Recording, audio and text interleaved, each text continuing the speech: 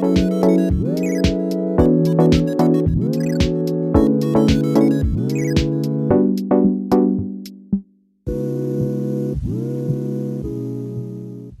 ladies and gentlemen, to the Super Game Brothers podcast, a weekly podcast all about board games and video games that we do as two brothers every single week. This is episode number 24. I think it's 24. 24 is what I've got written down, at least, so we're going to go with that.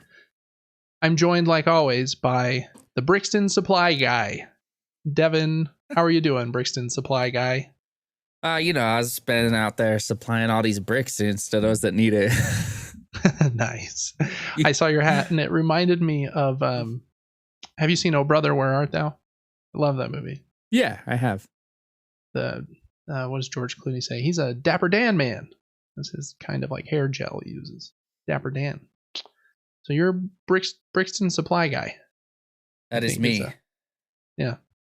Happy to be now you here. just need to make a movie, a star in it, and make millions of dollars as the Brixton Supply Guy. It's a great idea. I would like millions of dollars.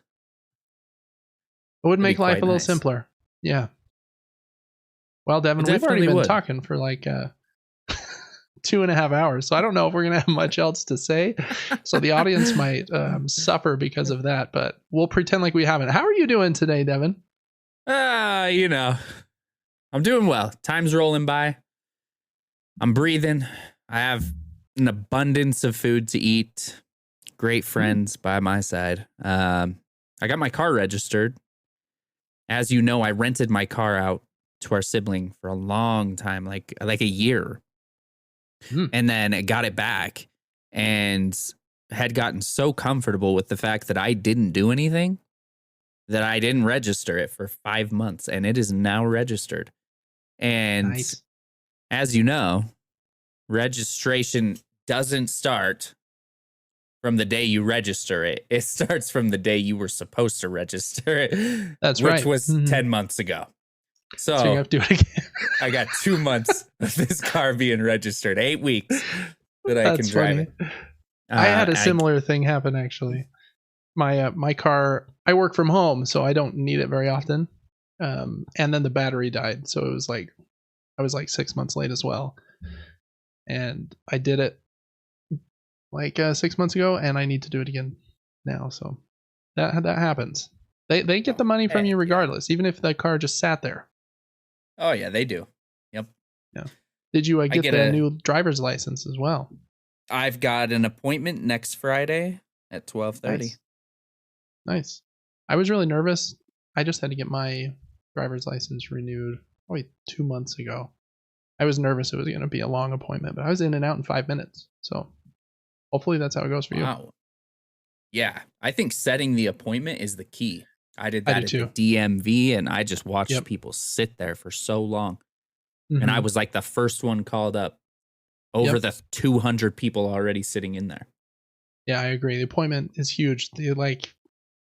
You walk in and you have like a little line of people queuing to get in, but then they ask you if you had an appointment. If you do, they send you like a different line. And yeah, I was called like within 90 seconds. So cool. That'll be fun. Have you started Rings of Power? We did. We watched only the first episode, though. And since we talked last week, the 4th and 5th have come out. So I watched one, but 2 new ones came out. So I'm still not keeping pace. So wait, there's 5 out? Well, maybe not. I think you said that there was... we talked last Wednesday for the podcast, and so we watched it, I think, that night. And then the new one would have come out Thursday. And then a new one comes out tomorrow, right? Oh, correct. So I guess tomorrow I'll be 2 more episodes behind. So I can't keep up. But we really liked it. Man, I forgot how beautiful that show is. Oh, it is unreal. I mean, just Amazon just to keep this family friendly, swinging all of their money around. Just like, hey, we can make the best show ever. Very impressive. Really liked the first episode. I know that show gets some hate, but I think it's a fun ride. Sometimes I'm like, okay, we can get that Hobbit girl off the screen. I don't need to see her for another 5 minutes, but I don't hate her either. So I'm just like having a good time. Are you talking about Nori? Yeah. Okay. Nori's cool, but But sometimes her little segment, especially in the first season, I feel like before like the character, which I'm assuming is Gandalf, I don't know. Before he like showed up, I'm like, man, they're spending a lot of time with this hobbit girl who's like kind of a hobbit, but a different kind of hobbit that's always dirty. I don't know. It's always dirty. Yeah, they're not like bag end hobbits that are like clean and drinking tea. They're a little different, but you know, they're cool too. Anyways, yeah, Rings of Power is good. I made a list of the horror movies I'm going to watch with my wife too, and I talked to her about it. I told her these are like the ones that aren't as scary, so we're going to watch them. Just haven't yet. I can see, Devin, we didn't address this elephant right when we started. You are decked out for Halloween back there. Oh yeah, entire I did stream this room. for You got $15 and in 15 minutes. Nice. Heck yeah. You got orange lights, cobwebs behind you. Kind of making your Twitch light look all cobwebby. Looks legit. Oh yeah. Oh yeah. You must have hired like a marketing team. They're like, you need to ride this Halloween wave. Yeah, I was like supplying all these Brixtons, and then I had to hire that marketing team earlier this week. It was crazy. Yeah, exactly.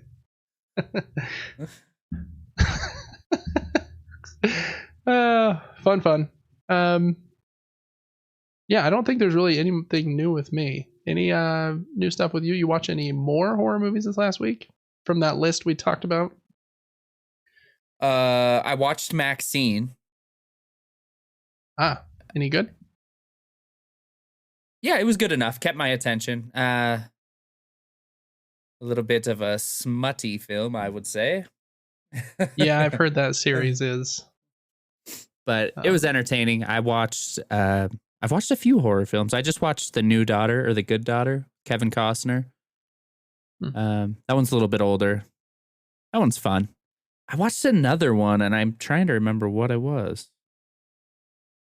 I don't think I will remember. I feel like the couple that we mentioned last week where you were like, wow, I think I need to watch this one, were Strange Darling. I tried to find it, and they said, they were like, this actually came out in 2023 for some festival, and then had a very limited theater showing very recently, I think August 2024, but it wasn't in any theaters near me. And so there was no way to watch it. I was sad because the reviews, like for a horror film, it had reviewed so well, but I wonder of the year. Yeah. I'm wondering if it reviewed so well because not too many hands have got on it yet. Yeah. Mm-hmm. Yeah, that's a good point. If it only had that release at that festival, then it might only have 3 reviews. Who knows? Cool.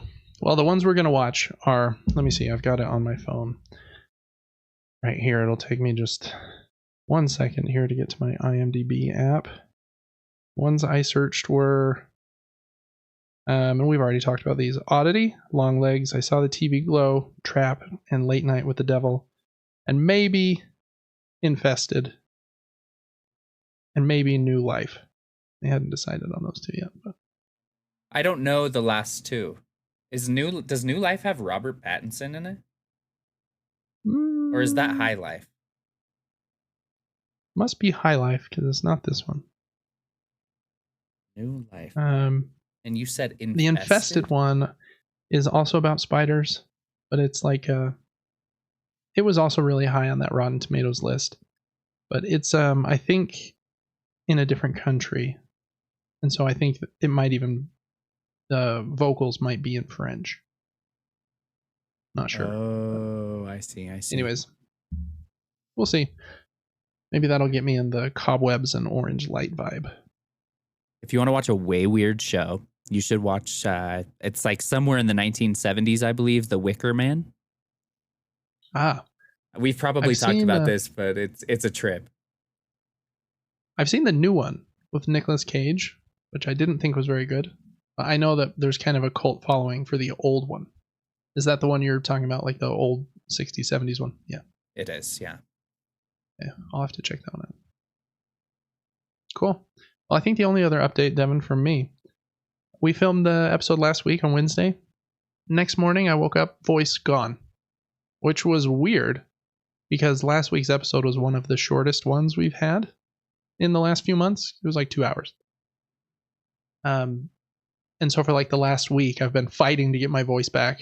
And on all these work calls, I sounded like a preteen boy and just like can barely squeak out words. So that was fun. I don't know why that happened. And I still feel like it's a little bit funky. But then we just talked for like 2.5 hours before before this started. So by the time this is done, I might not have my voice anymore. So you might have to carry the second half. We'll see. But anyways, there is not too much this week, so I think we'll get through pretty quick, other than one big item that everyone's talking about, which we'll get to when we get there. Not yet, everybody. Hold your horses. Yeah. Like I said at the top, this is a podcast that we do every week about board games, which I love. As you can see behind me, I have a ton of board games. I have 350, which makes me 350 times as much of a nerd as most people. And video games. I've played video games my whole life. Really love them. And Devin streams video games and also has played them his whole life and is much better at them than I am. So yeah, we play a lot of games. It's a lot of fun. We like talking about them too, even though, the show is just kind of sometimes a little random and we talk about spider movies for a minute. But it's a good time. So make sure to check out the other episodes we have on YouTube and podcast services. We do other content on Super Game Brothers YouTube channel. I do my board game content on Gaming Top Down. I do unboxings and reviews and top 10 lists and stuff. It's a pretty new channel, so I'm still like getting my legs under me, but all of this is new, so we still don't know what we're doing. Other than that, we have a giveaway. In September, we do one every month. This one is a free Disney Lorcana Gateway set, so it has a couple decks. You can get into Disney Lorcana if you want. I think it also has a booster pack or two in the box. Or you can get a gift card if you don't want that game. So make sure to join that. Check us out on Patreon. You can get these episodes 3 days early, get some exclusive videos, monthly Q&A, play games with us on Board Game Arena. I'm thinking we should add like a new section where people vote on like what videos we do next. I think that would be fun. Like, hey, I want to see you play this game, or do a playthrough of this, or do you have this, or David 3D print this and I want to watch the whole thing print for 4 hours. All of those really thrilling things, but we'll see. I'm not exactly sure where to put that yet. But that's in the hopper. So lots of stuff on Patreon. Check it out. Patreon.com/SuperGameBrothers. You can also just follow the Patreon totally for free and still get alerted when stuff kind of queues up, and we do put some free stuff there as well. All right, we start all of our episodes with what we call, because Devin played Fallout a few months ago, it just kind of spurred this name, but this is the news mini nuke. Basically all of the quick announcements, trailers that came out for the last week, and there's not very many. There's a few board games that we have some synopses for that we'll kind of read and give them a little first glance. Devin will pull them up on the screen. It'll be a grand old time. And then one video game thing, and then we'll get into the new games that are out on subscription services this week. All right. So first up, we got 4 board games. First one is called Point of View Lost Places. And this is a new series of games that Haba is going to do. And it's kind of in the escape room game category. That's been a very popular category of board games recently. One of the most popular series is called Exit. And it's, basically you're trying to solve an escape room without actually having to go to an escape room. They like come in a box and you have to solve puzzles and work together and figure out clues. This one's kind of unique. And this version, Lost Places, is coming out at Spiel, the conference, in October, I think. And then another one called Spooky Festival is coming out before the end of the year. They're designed by Lucas Bluhl, and like I already said, published by Haba. And I'll read this little blurb here. That'll give you an idea of how it works, because I think it's a cool idea. Okay, Point of View Lost Places features 4 large folding maps that show a scene with hidden objects in a 3D style, but each map shows the scene from a different perspective. and each player or pair of players sees only one map at a time. As a result, no one has a complete overview of what's in the scene, so you'll need to pool your information together, which means that communication is key. The game includes 4 by 40, I don't know what that means, if there's 40, 4 by 40 puzzle cards that challenge you with a wide variety of tasks. What do the others see that you don't see yourself? To solve the puzzles, you have to talk to each other intensively, both about what you see and about what you don't see. Over 4 different chapters, you'll immerse yourself in exciting adventures and face new challenges time and again. In addition to teamwork, abstract thinking and smart combinations are required, with each chapter taking roughly 2 hours to solve in full. And so, yeah, there's 4 scenarios in there, and I think that's a cool idea. You basically work probably best with 4 or more players, I would imagine, since there's 4 different kind of sections of the map. But cool idea about working together with only being able to see a distinct kind of viewpoint of whatever it is, a crime scene or whatever you're trying to solve. So, cool idea. Wanted to give it a shout out. I'm very picky with these games. One that I did like is called Micro Macro Crime City. I don't remember if you were there, Devin, when we played it in Harriman, but it's a giant, like, black and white fold-out paper. And then on that paper, there's like a big city and tons of little things happening. Kind of looks like Where's Waldo, with like very small details. But you'll see the same character multiple times, as the image represents like movement through time as well. So you can solve, like, there's 10 or 12 different scenarios in that one where you can solve who robbed the bank. I don't think that was an actual one, but so you can see them like get in a car, and then you see them down the street still in the car. And then they pulled off into this parking lot and went and hid behind a lamppost, and then put their mask on, and then snuck in the bank and got the money, and then came out. And where did they escape to? Where did they bury the money? And so you're kind of doing this giant kind of picture Where's Waldo word search all together. Very small, so I had to get like these little magnifying glasses for all of us to be able to look at it together, but kind of a fun one. This gives me that kind of vibe, but with just that unique method of it being split out. Anyway, so look out for that one. End of the year. Okay. Next up is a game called Roaring Twenties. It's being published by Deep Print Games and is designed by Leo Colvini, and has this dinosaur that looks like it's going to meet either the Great Gatsby or, I don't know, Mr. Darcy or somebody. Going to something famous or fancy. Anyways, it looks like it's for 3 to 5 players in like 20 to 30 minutes, I think.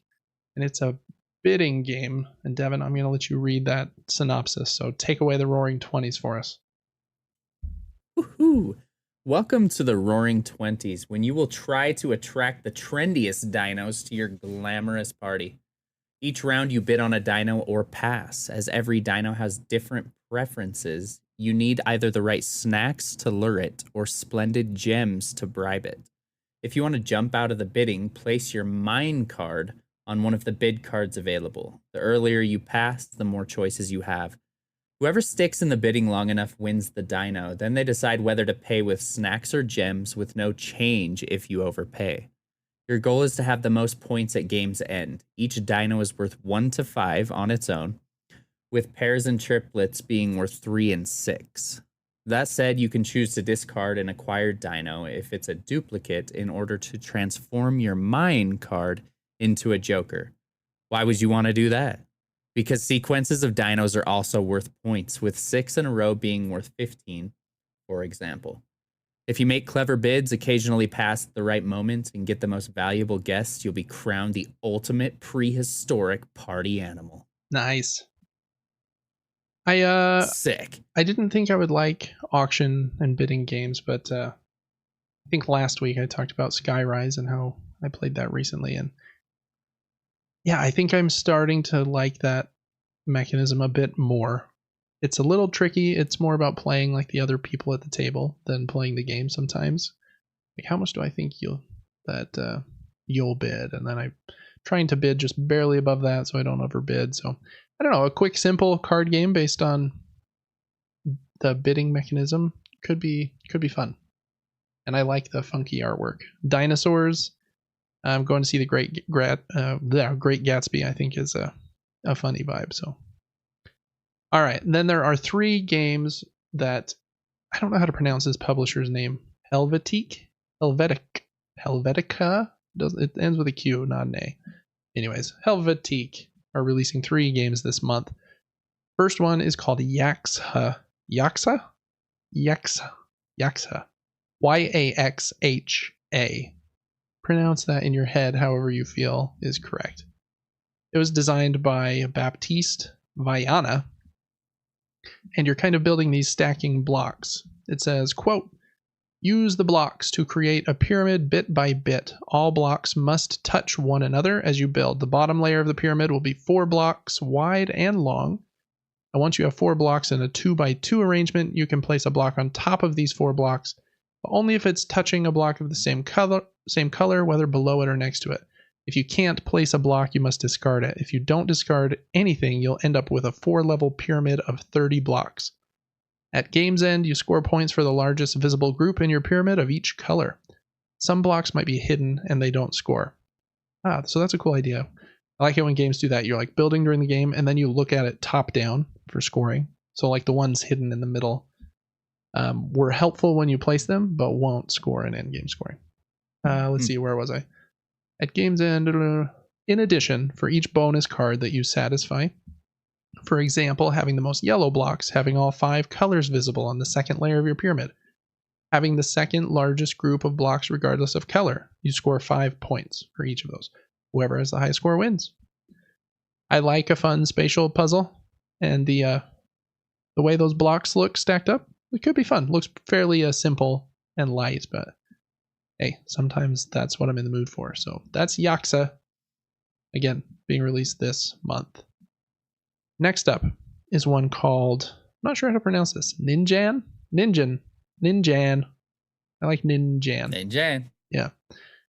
It's designed by a designer who I think it's his first design because the Board Game Geek database doesn't have a full name for him, just his username, which is 6Jizo. 6Jizo. Oh, and that's what it says on the box too. So maybe that is this person's official legal name. I don't know. Devin, go ahead and read this one about ninjas and rock, paper, scissors. Ninjas bring rocks, scissors, and paper to a fight in Ninjan to help you recruit the strongest ninjas possible.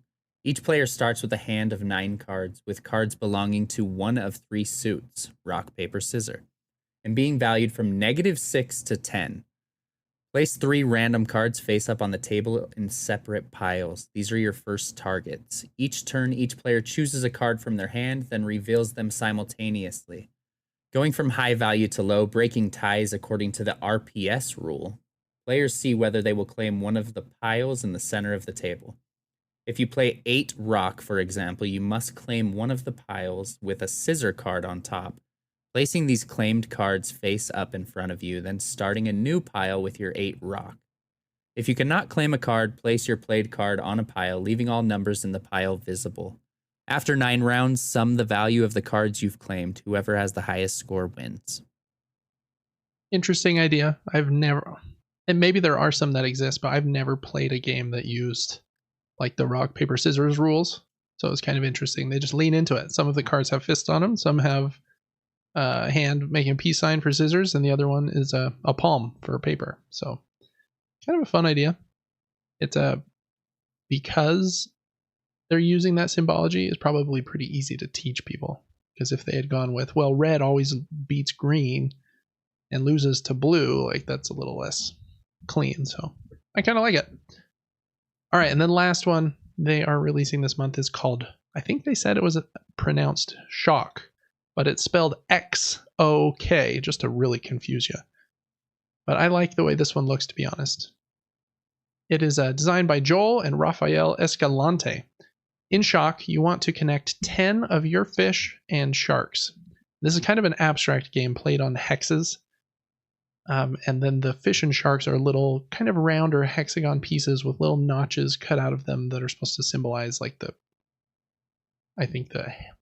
mouth of the sharks, which we'll get to in a second. So you want to connect 10 of your fish and sharks, but your opponent has sharks as well and will use them to take out your fish. Each turn, you either place 2 fish on the board on adjacent empty spaces, or you place 1 shark. Sharks come in 2 sizes, small and large, and you can place a shark either directly on an opponent's fish or adjacent to one or more of your opponent's fish. When you place a small shark, it eats the fish in front of its mouth. When you place a large shark, it eats each fish in front of its 2 mouths. Yes, 2. In addition, if you place a shark on a fish, it eats that fish in addition to the 1 to 2 adjacent fish. A shark must eat at least 1 fish, and all eaten fish are returned to their owner and can be placed again later. Whoever first groups 10 or more of their fish wins. Fish and sharks wins. If a player cannot take a turn, the game ends and whoever has the largest group wins, with the number of sharks in those groups being the tiebreaker. So basically you're placing, if it's a shark piece, you place it on top to kind of remove your opponent's pieces, and you're trying to make your grouping a size of 10. So just kind of an abstract game that they've assigned turtles, or not turtles. I keep saying turtles because they look like turtles, fish and sharks to these kind of different shaped pieces. I played a really great abstract game this week, so after reading this one, I was like, ooh, that might be fun. But anyways, very simple looking game. Cool. Well, that is all of the kind of small board game announcements for this week. So there's only one more thing I wanted to cover here.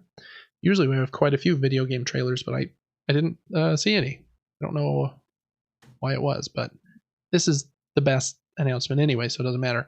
Batatro, the amazing, amazing game that's on Steam and PlayStation. I don't know, it might be on Switch and Xbox, I'm not sure. It's coming to iOS and Android on the 26th of September, and it's going to be included in Apple Arcade. So I'm going to play it on my phone all the time for free, which is great. Well, not for I pay for Apple One or whatever, but play Batatro. It's amazing. I imagine as long as this mobile port isn't bad, like it'll be so fun to play on mobile just because the game rules. Play Batatro. That's all I'm going to say about that. Other than I thought that was a really cool announcement. All right, next up, we cover the games that are new to subscription services for the month. Sony announced the games coming to their extra and premium tiers. For the extra tier, they have, 9 games. First one being the most exciting for me. We'll talk about it more later in the show, but the Plucky Squire is out on Tuesday of next week, which is a day 1 release for PlayStation Plus, which is cool. They don't get many of those, but Animal Well was one. They had another one that I feel like was pretty solid. They've been really careful with like which ones they pick to be their day 1 releases, and I feel like they've been pretty great every time. I'm assuming the Plucky Squire is going to be great too because it looks amazing, but we'll see. That one's on day 1.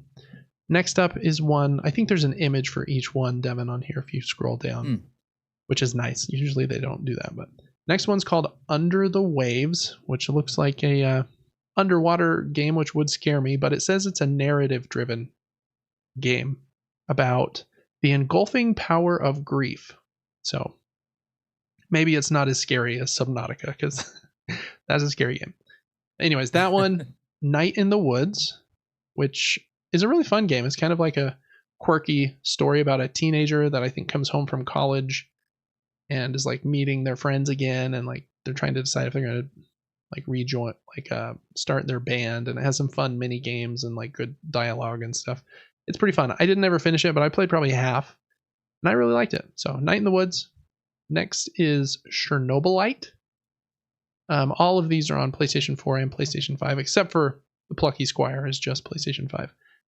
I don't know much about this game, Devin. If you close this big image, maybe we can read a little bit of the synopsis, but it kind of looks like it's a science fiction survival horror RPG. So there you go. Survival horror RPG. Survival, when you hear those words, Devin, survival horror, that seems like it's like right up your alley. But having said that, survival games typically frustrate me because I don't want to have to feed my character. But someone did recommend that I play this like 5 weeks ago. Oh, really? Because survival horror is like the genre that Resident Evil is like assigned generally. Okay, I can get behind that. Yeah, Yes. survival horror and survival are like very different. So yeah, I don't know. Maybe it'll be good, and it's gonna be free on Tuesday. So we'll see. Might have to research that one a little bit. Next up is Wild Card Football. I feel like we saw this one a couple weeks ago on the Epic Game Store or something. It's like a cartoony version of football with a 7-on-7 team-focused gameplay. Both of those also on both systems, PlayStation 4 and PlayStation 5. Next is Space Engineers, also on both. It's a sandbox game about engineering, construction, exploration, and survival in space and on planets. I have not heard of that one either, so I try it at your own maybe pleasure, or maybe not, but maybe it's great. Okay, other than that, we've got Road 96 for PlayStation 4 and PlayStation 5. Again, I don't even know what this one is, but it's an ever-evolving, story-driven adventure inspired by Tarantino, the Coen brothers, and Bong Joon-ho, made by the award-winning creators of Valiant Hearts and Memories Retold. Okay, I'm in now. I liked Valiant Hearts a lot. And we just talked about Oh Brother, Where Art Thou? And the Coen brothers. Love their movies. And Bong Joon-ho did what's that one that won the Academy Award? Parasite, I think. So I'm maybe really into this one. Road 96. Yeah. Next up, a game Devin's really into, Ben 10. Sure he's going to play all of that. Just kidding. I think this cartoon came out after we were past cartoon age. I don't think I've ever watched it, but there you go. If you like Ben 10, that one's only on PlayStation 4. And the next is Far Cry 5, only again on PlayStation 4. Okay, then the premium tier gets 4 games. First one is Pistol Whip, which is a PlayStation VR 2 game. It's supposed to be excellent. And it's supposed to be kind of like Beat Saber, but instead of lightsabers, you're like shooting like targets to like the rhythm, and I think also like smacking. So you're using guns instead of lightsabers in a similar kind of. I think it's also through like musical levels. I can't see. It doesn't fully say there, but I'm pretty sure that's what it is. It's supposed to be great. I wish I had PSVR 2 because I would definitely try that, but money, right? Next up is 3 games that are classics that have kind of been re-released. First is Secret Agent Clank on PS4 and PS5. This was a PSP game where you just play as it says you play as Clank and Ratchet actually, and Captain Quark. So a Ratchet game on PSP. Next up is Sky Gunner, which is again on PS4 and PS5. It's a combat flight sim, third-person one that came to the PlayStation 2. I don't know anything about this game, but I kind of like that picture there, so maybe it's good. And last one is another game I hadn't heard of, Mr. Mosquito, which is also a PlayStation 2 game and will be on PlayStation 4 and PlayStation 5. So if you have Extra and Premium and any of those games sounded interesting, make sure to play them before they are cycled out. Most games are in there for like 6 months or a year, sometimes longer, but some of them will get cycled out. This isn't the Essentials tier where if you add them to your library, you have them forever. So, okay, little note about that. Next up, Epic Game Store has 2 free games this week. First up is one that we've been talking about quite a bit lately, actually. It's that new Rugrats game. So I think it's a day one get for them, which is kind of cool. Wow. I only saw a couple reviews for it, and it said like lots of fun and frustration in a Rugrats world. So I don't know if it's supposed to be amazing, but I'll probably try it since it's gonna be free, and I can play it on my Rogue Ally, I would imagine. So Rugrats Adventures in Gameland is free, and then the other one is called Super Crazy Rhythm Castle, which again I had never heard of, but it kind of has a cool vibe, to be honest. It's like a multiplayer, like a co-op game where you're all playing like Guitar Hero like mini games in order to beat these levels. Kind of a cool vibe. I don't know much else about it, but like I'll have one player like doing this Guitar Hero thing, and then someone else is over here having to solve a puzzle, and then it'll swap it on you at certain points, and it looks like it throws like obstacles and enemies out at you. And so might be some silly fun there, especially if you like playing with friends. So add both of those games to your Epic Game Store library, and you'll have them free forever. All right, now for the big one, Devin. Prime Gaming finally released their free games for September list.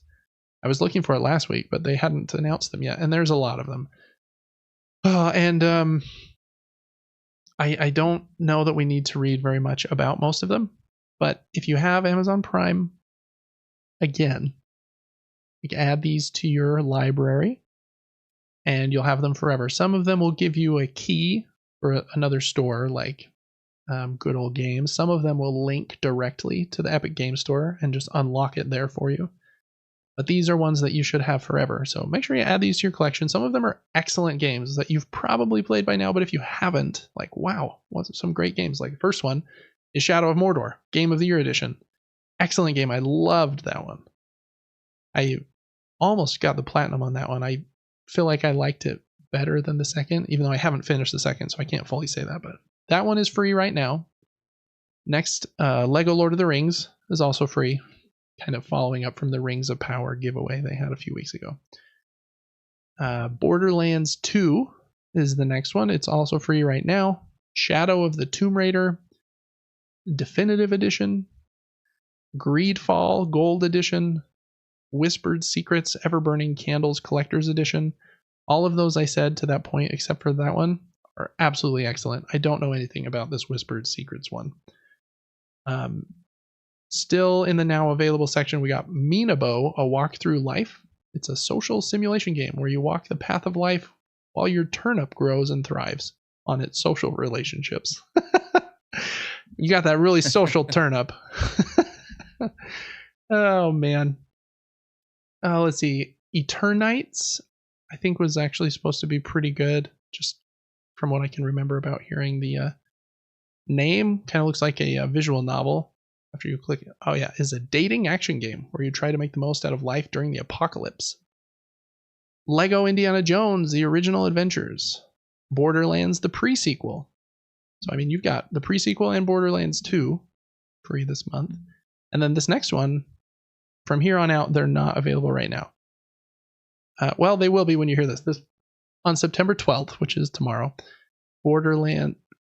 Tales from the Borderlands is free. I really like this one. This is one of my very favorite Telltale games, Tales from the Borderlands, which is surprising because it's like, I don't know. I think that was the first Borderlands thing I ever played. Really liked it. That one's good. 9 Years of Shadows. Don't know anything about that one. Moonlighter is an excellent indie game where you go out at night and fight monsters and then sell all the monster parts in your shop during the day. Very fun. Golfy. Play through procedurally generated levels, build a deck of crazy card abilities, and try to beat all 18 holes. Sounds fun to me. I'll probably try that. Next up is another golfing one that's really great. Cursed to Golf. You die and you're in golf purgatory and you have to do these fun golf levels. I have that one. It's fun. One called Hell Pie. It's an obscene 3D platformer that takes bad taste to the next level. So if you like Conker's Bad Fur Day, I guess, or other games trying to be racy, you might like Hell Pie. Showgunners is also on the 12th. Arcadegeddon, which I played for a night and had fun with, but never went back to. Then on the 19th, we have Thronebreaker, The Witcher's Tales, the single-player role-playing game set in the world of The Witcher. The Falconeer, also on the 19th. Become the Falconeer and soar through the skies as a powerful warbird. Sorry, Devin, you're just clicking it. You don't have to pull up pictures for everyone. I'm just kind of saying that. You're doing great. Let's see. Other than that, we've got Lego The Hobbit. If you want more Lord of the Rings stuff, on the 19th. I love finding Cats and Pups Collector's Edition. Play new mini games, solve fun puzzles, and collect all the adorable cats and pups. That's what that one says. Kerbal Space Program, which is supposed to be great as well. Mystery Case Files Black Crown Collector's Edition. That one's on the 26th. I don't know anything about that one. Ghost Song on the 26th. Inglet on the 26th. Jump between bubbles that float in the sky like you're a space dolphin. Black Desert. Experience intense, action-packed combat, battle massive world bosses, fight alongside friends to siege and conquer castles, and train in professions such as fishing, trading, crafting, cooking, and more. That was a long sentence. And then last up, Gianna Sisters Twisted Dreams. It's a blistering hardcore platformer. I didn't think that one looked very good, but lots of good stuff in there. Add those to your libraries as well. Anyways, that was such a long list. We just kind of stayed there with IGN's article, and it was a lot of words to hear and see, but lots of free games on Prime. Make sure to get those.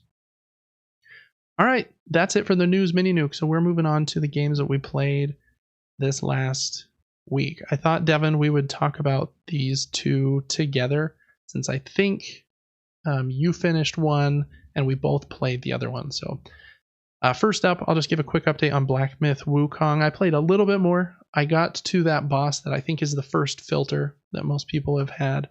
The one that has the second stage where he grows like the snake tail in the water. I almost got him a couple times. I've probably tried him like 5 or 6 times at this point.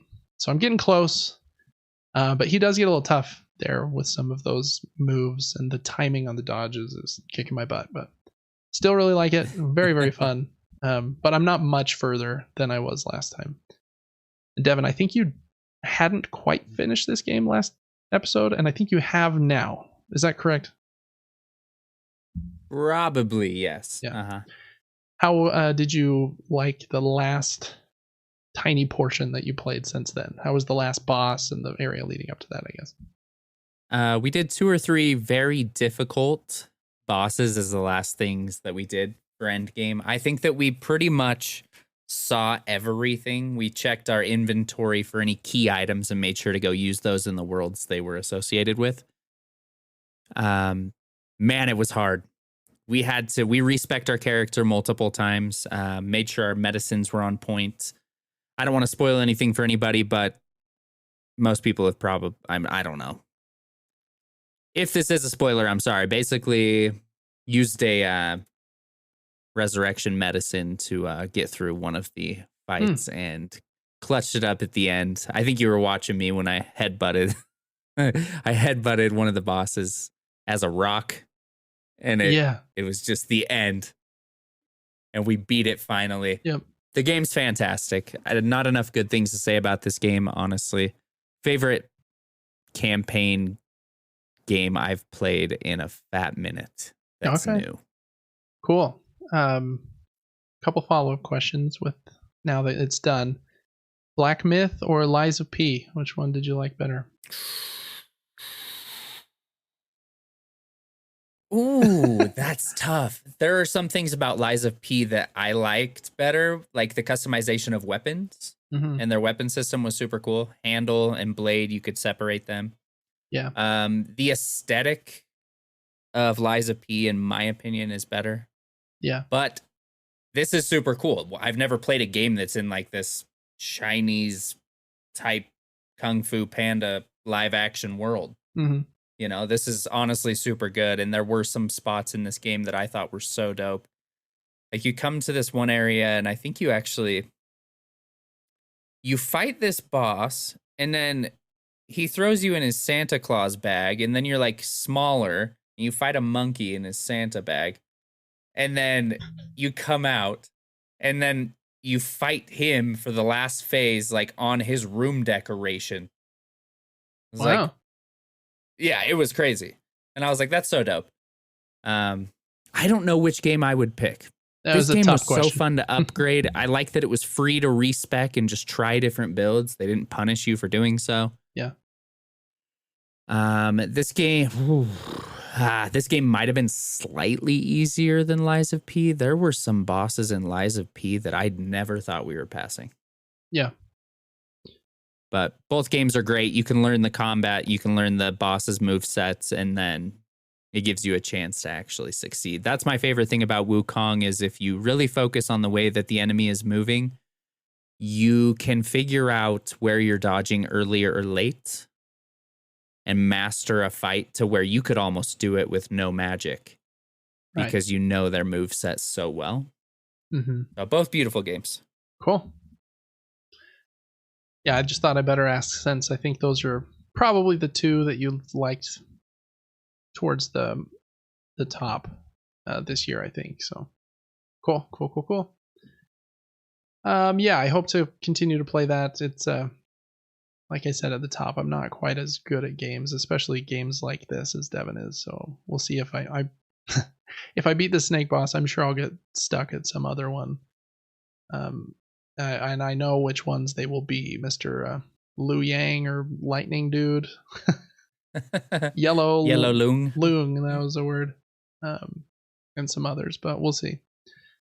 Other than that, I've only been playing one other video game this week, but me and my kids are both obsessed with it, which has been fun. It's Astro Bot. And man, this game is really, really great. I feel like they've used a lot of, like, it's a hard thing, right? Like, good artists copy, great artists steal, I think is the saying, right? And there's definitely, like, it feels very much inspired by Super Mario Galaxy, in my opinion. But that's my favorite Mario game, other than the 2D ones, probably ever. And so I'm like, yeah, freaking rip it off. And it's got all these fun, like, PlayStation references. The graphics are amazing. Like, the use of the DualSense controller is definitely the best. Any game uses it. I think it's excellent. I think it's just so good. I love platformers, though, so this type of game has, like, a special place in my heart.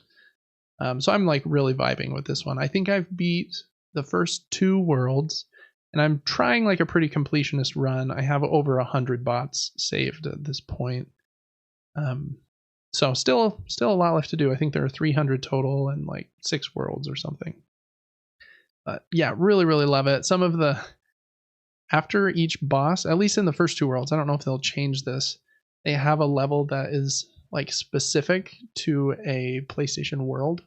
Like, and I won't spoil what they are, but those levels right after you beat the boss, and, like, that are more special and unique, in my opinion, are really, really cool. Like, didn't really expect them, and they, like, really respect, like, the it's showing Kratos right here. That's one of them. So really fun bot of war level. It was great. And game has quite a few secrets, actually, and you can, like, find secret levels that are much more difficult. So yeah, really love it so far. I don't know if it will be in my top like tier of 3D platformers, but here in the, like, first 5 hours, I have found, like, almost nothing wrong with it. I think it's just extreme amounts of, like, fun and joy, like, the whole time you're playing it. And I think that's one of my favorite things about this genre is, like, okay, I'm not fighting, like, some grim, like, monkey. I can, like, have some fun and laugh and just be, like, chill and happy for a minute. And they just kind of go nuts with that. Like, oh, you're gonna use this like, fire hydrant to spray this seed, and all of a sudden this tree's gonna grow, and the tree's gonna start singing, and you're gonna do the whole level around this singing tree. So it's just like, they just go hard. Oh man, some great levels. I don't want to spoil too much, but again, just kind of, it's hard not to be inspired by Mario, just because of how many Mario games there has been, and Nintendo's the king of 2D and 3D platformers. But in Super Mario 3, I remember playing that one, like, so distinctly at our cousin's house. There's the set of levels you get to where, I don't remember the name of the level, but Mario is much smaller. So, like, all the Goombas are massive, and the Koopas are huge, and the turtle shells are huge. And there's at least one level in this that gives you an item that lets you shrink at will. And that is so cool in this game when you, like, shrink into the blades of grass. Anyways, Astro Bot's amazing. I won't say, like, too much more because I don't want to spoil any, like, cool moments. The boss fights are really fun. They, like, throw some surprise bosses in every once in a while too that are kind of like mini bosses. Really fun, like, power-ups that are really unique, like this one that's, like, a sponge, and the one they just showed that lets you slow down time. Yeah, they just had a lot of fun, like, making this game. You can tell that, yeah, it's just excellent. So love Astro Bot.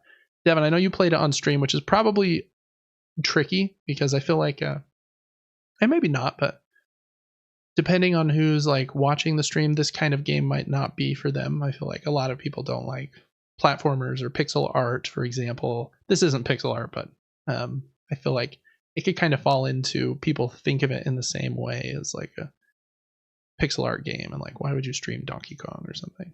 But what was your experience playing Astro Bot?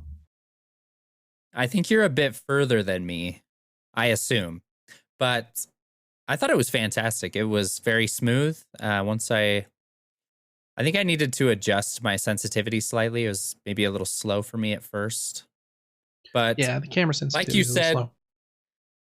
The haptic feedback in the controller is fantastic. It's every part of this game is supposed to be playful. Every time you catch a character, you can flip them over and over and over after you catch them on the controller. You can zoom in on them. Very cool mechanics. That was my favorite part of the game, is that each level was going to be different than the last by using some new mechanic. And I was excited to see what it was. We had a ton of people saying, I can't with the cuteness overload of this game. I can't. This game's so cute. This game's so cute. It really is very pretty. First boss I fought, I was impressed with the difficulty level for a game like this was actually higher during the boss fight than I thought it was going to be. Yeah, the gorilla. Yeah, it was easy to understand, but it was like, whoa, I didn't expect that. And yeah, when the camera turns and you have to go through like the sign that he's pushing sideways. So cool.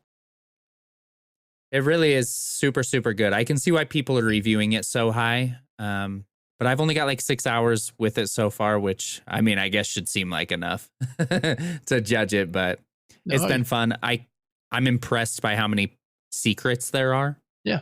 It's like, check your corners in this game. If you look off an edge, you might just find a whole other area with someone to save. It really is super, super good. And again, just kind of inspired by Mario here, but not all, but probably a third of the levels have a secret exit, like a secret warp exit that will take you to a secret world. And the secret world has like bonus levels in it. And those are really tricky to find. I've only found a couple so far. But yeah, lots of secrets. I've been surprised too. There's generally like 7 bots and then 3 puzzle pieces. But then yeah, those secret exits are hard to find. Not to cut you off with what you were saying, but just wanted to double down on the secrets thing. I think it does it really well. Yeah, that's about all I have to say about the game. I'm excited to try it again. Platformers aren't as for me as they are for others, but I think that it's super good for what it is. Yeah. Yeah, I agree. Really I don't want to play them all the time. I mean, I probably could, but I'm a unique breed, but I'm just built different. Yeah, that's right. No, but yeah, I don't want to play them all the time either. But man, what a great like palette cleanser going from Wukong, where I'm like, oh man, I'm struggling, to this game. Like, this game's not especially difficult. It definitely ramps as you get farther though, and the secret levels are harder, which I appreciate. Again, that's what Mario does. Like the levels all the way to Bowser are like pretty simple, but then if you start like doing the post Bowser stuff and finding the secret levels, that's when they pull out the difficulty. And they're kind of doing the same thing here. But yeah, just fun. Really, really, really cool. Again, it just makes me want the Switch 2 a bit. Like, give me Mario in 4K, because I feel like just that extra little crispness on how clean and pretty it looks.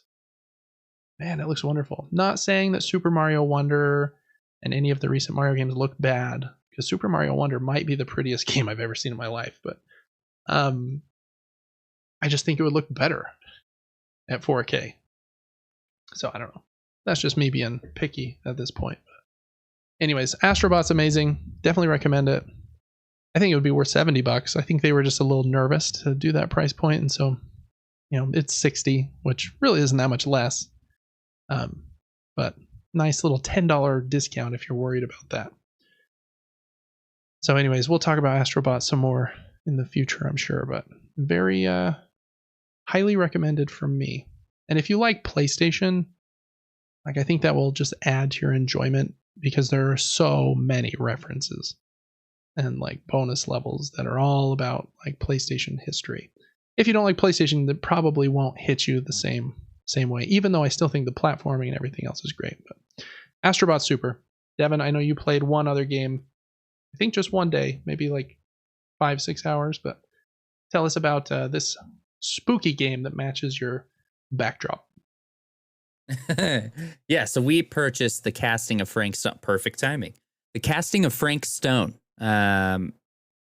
It's very dark anthology. It might even be dark anthology. I'm not sure, but it is put in the world of Dead by Daylight. So you'll see a lot of references to Dead by Daylight and its killers, that type of thing. I thought that part of the game was cool. On that note, though, from what I've seen so far, I wish that the game was $30 instead of $40. There are some games that take such a linear path that are a little bit frustrating to play. There are times where I couldn't even turn around on a set of stairs because it wanted to animate my movement so much that I needed to walk all the way down or up the stairs to turn around and go back up or down the stairs. Interesting. But cool game with a ton of cutscenes, great graphics. It as a streamer, sometimes it's hard to pay full attention to the story because I prefer to just talk to the people that are watching. And so I hardly know what's going on, but we've already got some people killed, made some dumb decisions. But the funny thing about this game and any of the Dark Anthology games is it's beautiful no matter what happens. Because any decision leads to a cutscene that most people probably haven't seen. And every decision matters. Like, here's an example. We could walk up a ramp or go up a ladder. And I don't know that that's going to make a huge difference, but potentially. We chose the ladder, so I have no idea what happened if you go up the ramp. There's going to be huge replayability in this game if you can stand some repetition of scenes that you have seen. Yeah. My hope is that they would put a way to skip cutscenes if you've already played through the game once. The issue with that, though, is there's skill checks in the cutscenes. Right. So, yeah, I'm seeing those right now. You're watching a cutscene and it's like, you better make sure you're still holding that controller, because if not, you're falling off this cliff. And so a little bit difficult to stream, but super fun. It's good. It's not great. The movement is very frustrating at times. But there's collectibles, hidden things. It's a horror vibe. I've got no complaints. I'm excited to finish it. And then I'll probably try Chernobyl as well, if that's going to be free. Yeah. Yeah, hopefully that'll be good too. Cool. Yeah, I haven't played any of the Dark Pictures anthology. I played Until Dawn, which I thought was fun. But I'm very picky with replaying games. So I'm not one that's going to go back and play through one of these again. I might like Google the other endings, but for me to play a game again, generally has to have like excellent gameplay, or like, I don't know, what games have I played a couple times? I've played The Last of Us a few times. I think it plays well, but that's mainly the story pulling you through. So you either have to like really vibe with the story and it's been like a few years and you want to replay it, or the gameplay is so excellent that I just want to play it for that. And this game, I imagine the horror story is like kind of fun and sets up some scary situations, but I don't imagine it's Inception pulling me back in or something. And with kind of, I also don't imagine the gameplay is like Resogun fun level of movement either. So probably one I would play through once and then abandon. I have a thought about video games very quickly. We should get rid of doors in games unless it's a boss room. I don't want to see a door in another video game unless it leads me directly into a boss room, because they are so distracting. Firstly. Secondly, they're disorienting. If you walk through a door and it closes behind you, you forget the layout of the area behind you because of this animation of like going through a door. Yeah. So I think there's like a lot of areas I missed in this game because I would enter a door and it opened up to a new area Yeah, I don't know. I definitely missed a lot. We didn't search our corners in this game at all. Yeah. But I do that's the beauty appreciate of it. They want you to replay it and your Yeah. story will change. Yeah, definitely. Continuing the doors tangent, I do appreciate it when a game has doors, but also lets me go through them quickly. Like, I remember the first time I played Breath of the Wild, I got to a town and I was like, oh man, there's doors. But then you go up to a door and you can just walk in, and like the house is part of the environment. And yeah, there's like a tiny little animation of him walking in, but it's not like a load screen or anything like in previous Zeldas. And that was kind of like a godsend, because I was like, wow, this is so cool. I can just like go in and out of buildings, and then like things like Red Dead and stuff. And so sometimes I like that. But then you've got Resident Evil where like not the more recent ones, but if you like replay Resident Evil 1 and there's a 10-second cutscene that just shows the door with black around it and the door's opening, and it creaks and it takes 15 seconds for you to get back to the character, then I'm definitely like, I don't want to go back through the door and I don't remember what was back there.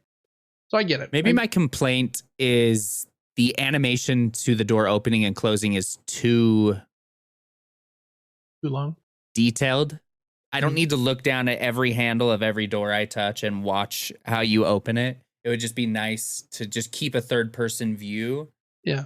And just quickly get through it, maybe. Yep, I agree. I don't know. It's a small complaint, but it can be frustrating. When I go through a door in real life, I don't stop and like go, ooh, door, and make a noise with my mouth. You know, I just naturally lift my hand, doors open, and I'm through. And so if a game does that fast, the character pulls their hands up naturally and just does it, and I can walk right through it. That's the best case scenario, I think. Yeah. Cool. Fun games. We got horror. We got some Astro Bot, which I would call a kid game, but hey, I'm probably loving it more than any of my kids, so it's an adult game, dang it. And right. Black Myth Wukong for the hardcore challenge. What's that called? Narcissist? That's not the right word. What's the word for somebody that loves like... Oh, what is that word? Masochist? I think it's masochist. It doesn't matter. Mechanic? So yeah, mechanic. Or therapist. I don't know. I don't know vocab, bro. It doesn't matter. I obviously don't either. Fun games this week. I've got 3 board games switching over that I played this week. Pretty short and simple games, so I won't go talk about them too long. But first up, I talked about this last week. I just got the second expansion to Abyss. I think it actually came out first.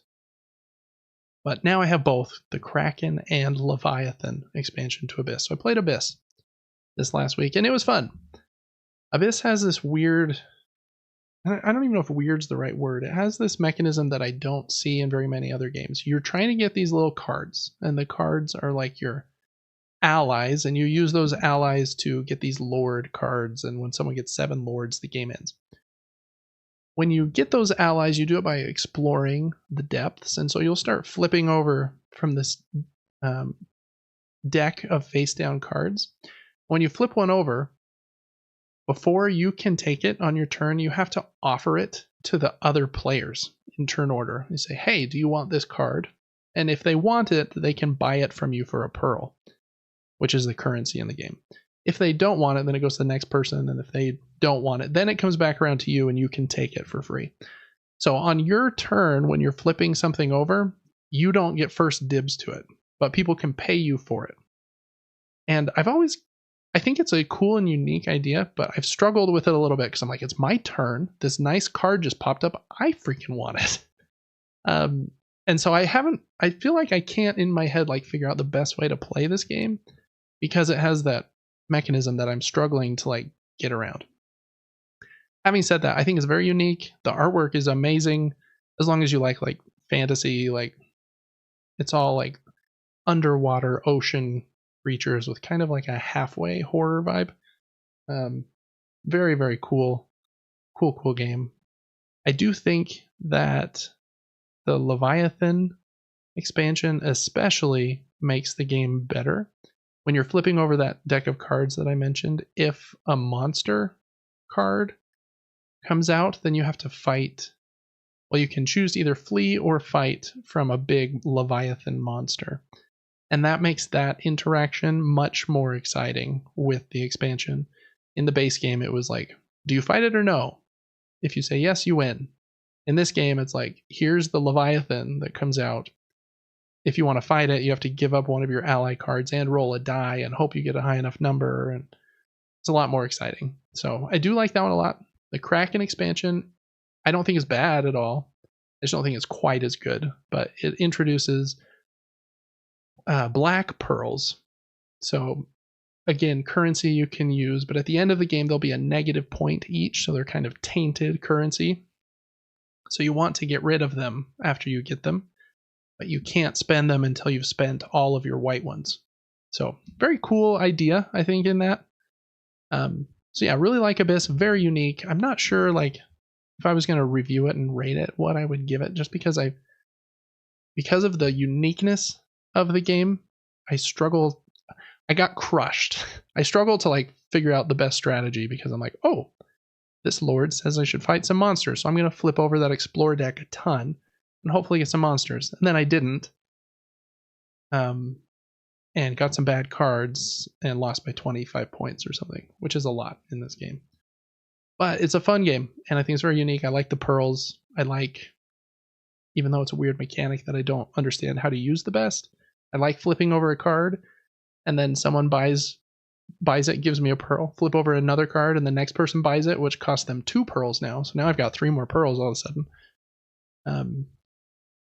But because of that and how the ally cards work, it's a little tricky to teach, even though it's a pretty simple game. I think it's only around like a 2 or a 2.2 or something. So not very complex, but a couple unique things that make it a little trickier to teach than some other games around the same difficulty level. But fun game. Next up, I had a friend come over and we played just a couple 2-player games. I got a new one that I really, really like. At least after one play. We'll see if I still like it later. But it's called Beer and Bread. And I've got it right here because after I tell you about it, I'm going to show you the insert I printed for it. So we got a double trouble here. But Beer and Bread is a cool 2-player game where it's kind of similar to Caper Europe, where you have a hand of 5 cards. On your turn, you play one, and then your opponent plays one, and then you swap hands. And then you do the same thing. Play a card, swap hands. I might like this one better than Caper. Caper's a little bit simpler, but this one has 6 rounds, and on the Years of Plenty, you do what I just explained. But then on the Years of Famine, you don't change hands. You just get to keep all 5 of your cards. And I like those years because I can plan a little better, because once I give the other player the hand of cards, I immediately forgot what any of them are. I just have a bad memory. And so I like those alternating years. This game also has a couple other cool things. You're brewing beer and baking bread in your town, and they'll give you points at the end of the game based on the type of bread and beer it was. And at the end of the game, you're going to look at your stack of beer and your stack of bread cards and count them up separately to see how many points you scored for each. And your points at the end of the game are equal to the lesser of the 2.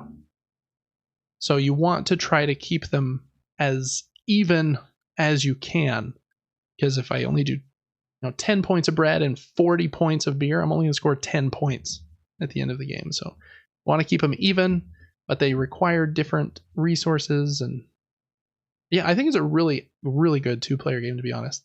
Has another cool mechanism where if you ever have too many resources and you can't keep them in your storehouse, they don't just go back to the supply. You have to give your excess to the other player because they're the other village just across the river.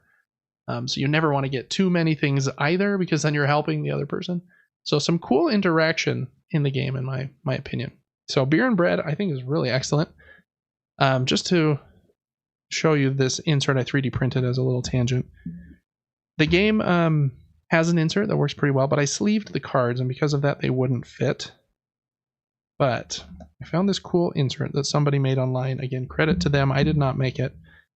And it now will fit all of the sleeved cards. And I think the coolest part is, let's see if I can pull it out in my example. This resource tray just pops right out. So I can just pop this out, pull out the cards, and we're ready to play, which is really cool. So just as I make a ton of noise with it.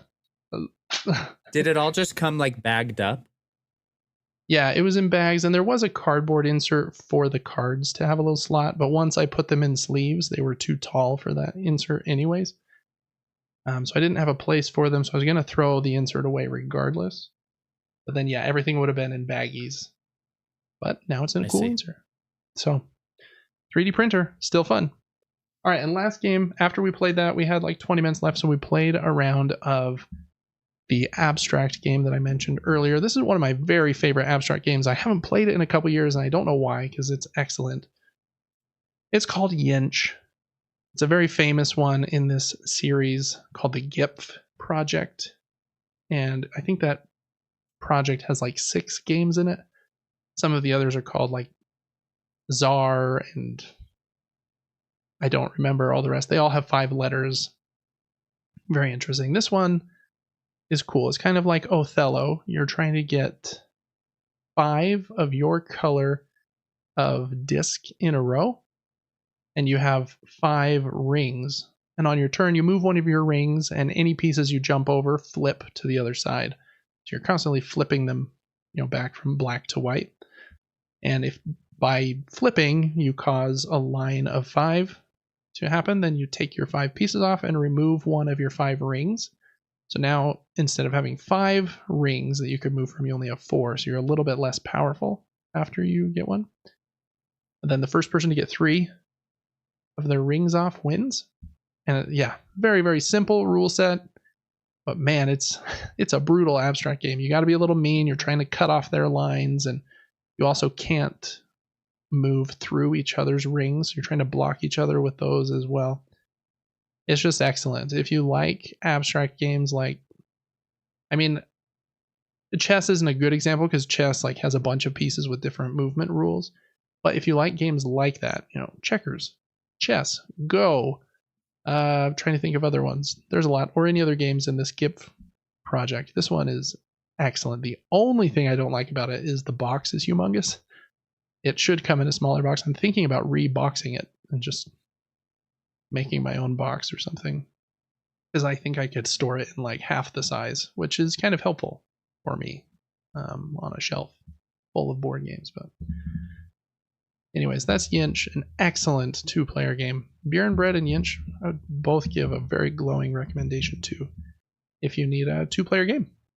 So anyways, those are the board games I was able to play this last week. I've got a package delivering on Saturday with some new ones, and I had one deliver this last week with some other games in it, so too many to play. Just love it. So that's all we've been playing this week. My stomach is rumbling. I hope nobody can hear that, but I'm a little hungry, so just know it's my stomach, folks. Just we'll keep that on the just up and up. Yeah. All right. Next up, we usually go over what we are looking forward to this week. I've got a couple things, Devin, and I'll let you pull those up and let me know if you have any other ones. But first up, we already talked about it. I'm super pumped to play the Plucky Squire on Tuesday when it is out for PlayStation Plus Extra, because this game just looks amazing. It's a puzzle game where you're in this 2D storybook, and then you get thrown out of the storybook, and then you're in this bedroom in a 3D world, and they show you take objects from one plane out into another, and he takes a key with him, and the key turns 3D as well. And there's all these mini games and stuff when you warp into different surfaces. Super pumped for this one. I love puzzle games, and this one's kind of got that Zelda vibe as well, and the artwork is just absolutely beautiful. So very pumped for this one. Is this a Devin game? I know you've mentioned it looks cool before, but I think it's one you'll play. It does, yeah. I'll definitely try it, yeah. Looks so good. That one I'm very pumped for. Then also next week, I think a lesser known game is coming out from one of my very favorite video game designers ever. His name is, I think it's Derek Yu. Pretty famous because he designed Spelunky and Spelunky 2. His next game is coming out this next week. and he's doing it, I think, together with one other guy. It's called UFO 50, and it's kind of a crazy, ambitious little thing. They made 50 games. And I think on the Steam page it says like they're all complete, have like a start page, credits, and solid and like thorough and complete gameplay. But they're kind of inspired by like classic arcade machines and stuff. So it's not like, I don't know, Red Dead Redemption 2 length stuff isn't in here, obviously, because this is just going after something different.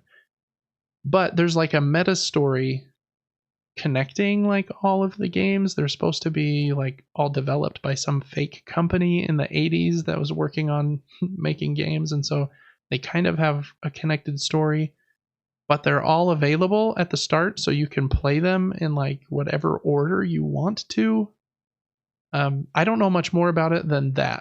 Maybe there is more known information than that, but again, very much a David game. Just very unique idea. Love this designer, and so I kind of trust him blindly just with how great Spelunky is. And this is a very new and different idea from Spelunky, but what a cool idea. So UFO 50, I think, comes out next Thursday on the 17th, 18th, something like that.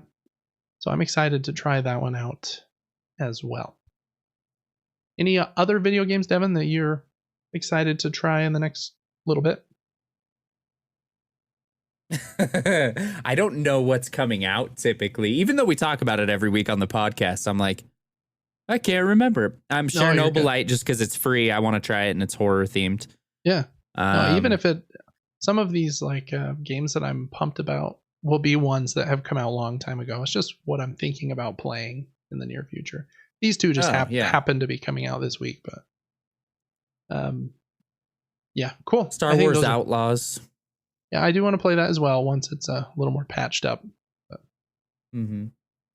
given the struggles that one has had, I'm guessing it's going to be very heavily discounted very quickly. Or maybe even be on like something like PlayStation Plus or Game Pass or something. We'll see. For board games, I think I have the same two games I'm excited about as last week, so we'll just quickly mention them. Andromeda's Edge, I think it's either number 1 or number 2 on the Board Game Geek hotness list. It's starting to deliver for people. I should have mine soon. I haven't gotten a shipping notice yet, but should be soon. It's my favorite worker placement designer. It's a big, kind of more epic space game with you roll dice to fight, and there's like raider spaceships that come out, and there's different, like 12 different types of raiders, and they'll come out randomly. One of them is this giant kind of beehive in space that has 3 different bee ships that attach to it and then pop off. And there's all kinds of stuff. It's a humongous box. Lots going on.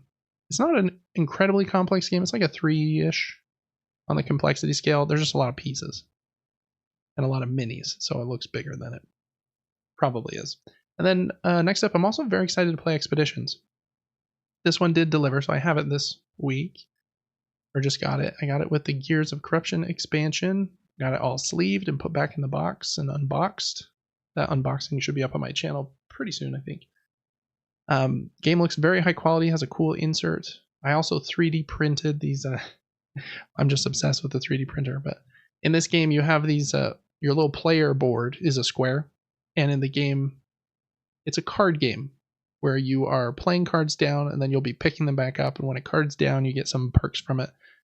And a card can be put on the right side of your board, on the left, and on the top and on the bottom for different abilities. And so having your boards raised like 2 millimeters is helpful, so you can slide the cards underneath. So I made risers. Well, I didn't make them. I found a file and printed risers for the little boards. So that's awesome. That's any game that I 3D print stuff for, I've been very excited to play. Beer and Bread. Really enjoyed it. And hopefully I'll enjoy Expeditions. I think that's what we'll play tomorrow at game night. So I'm very pumped for that.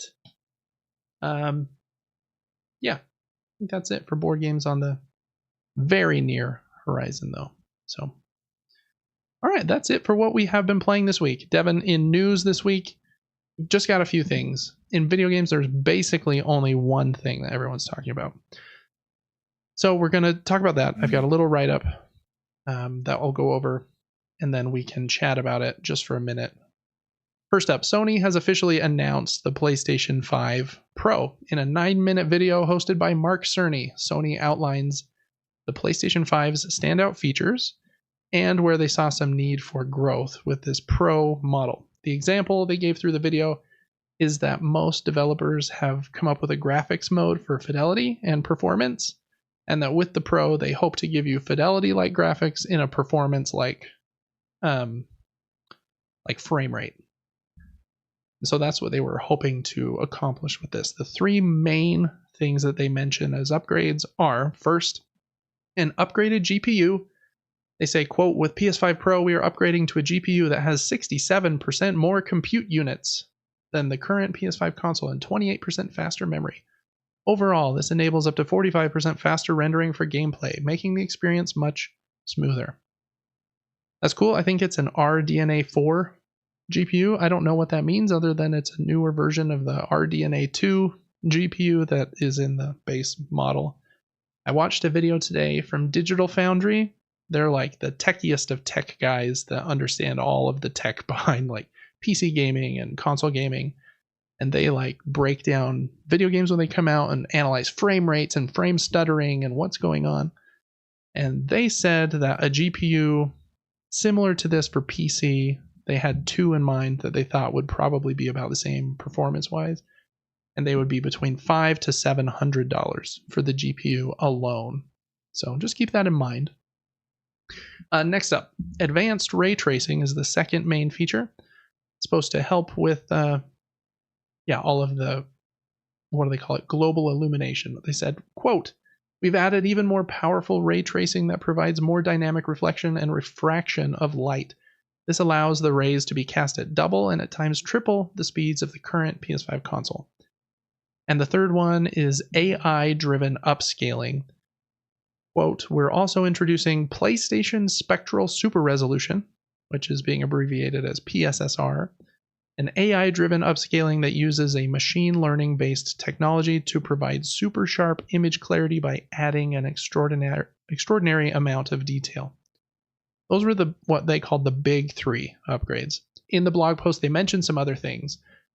That games will be launching with PS5 Pro enhanced versions or patches of those games. They list Alan Wake 2, Assassin's Creed Shadows, Demon's Souls, Dragon's Dogma 2, Final Fantasy VII Rebirth, Gran Turismo 7, Hogwarts Legacy, Horizon Forbidden West, Marvel's Spider-Man 2, Ratchet & Clank Rift Apart, The Crew Motorfest, The First Descendant, Last of Us Part 2 Remastered, and more.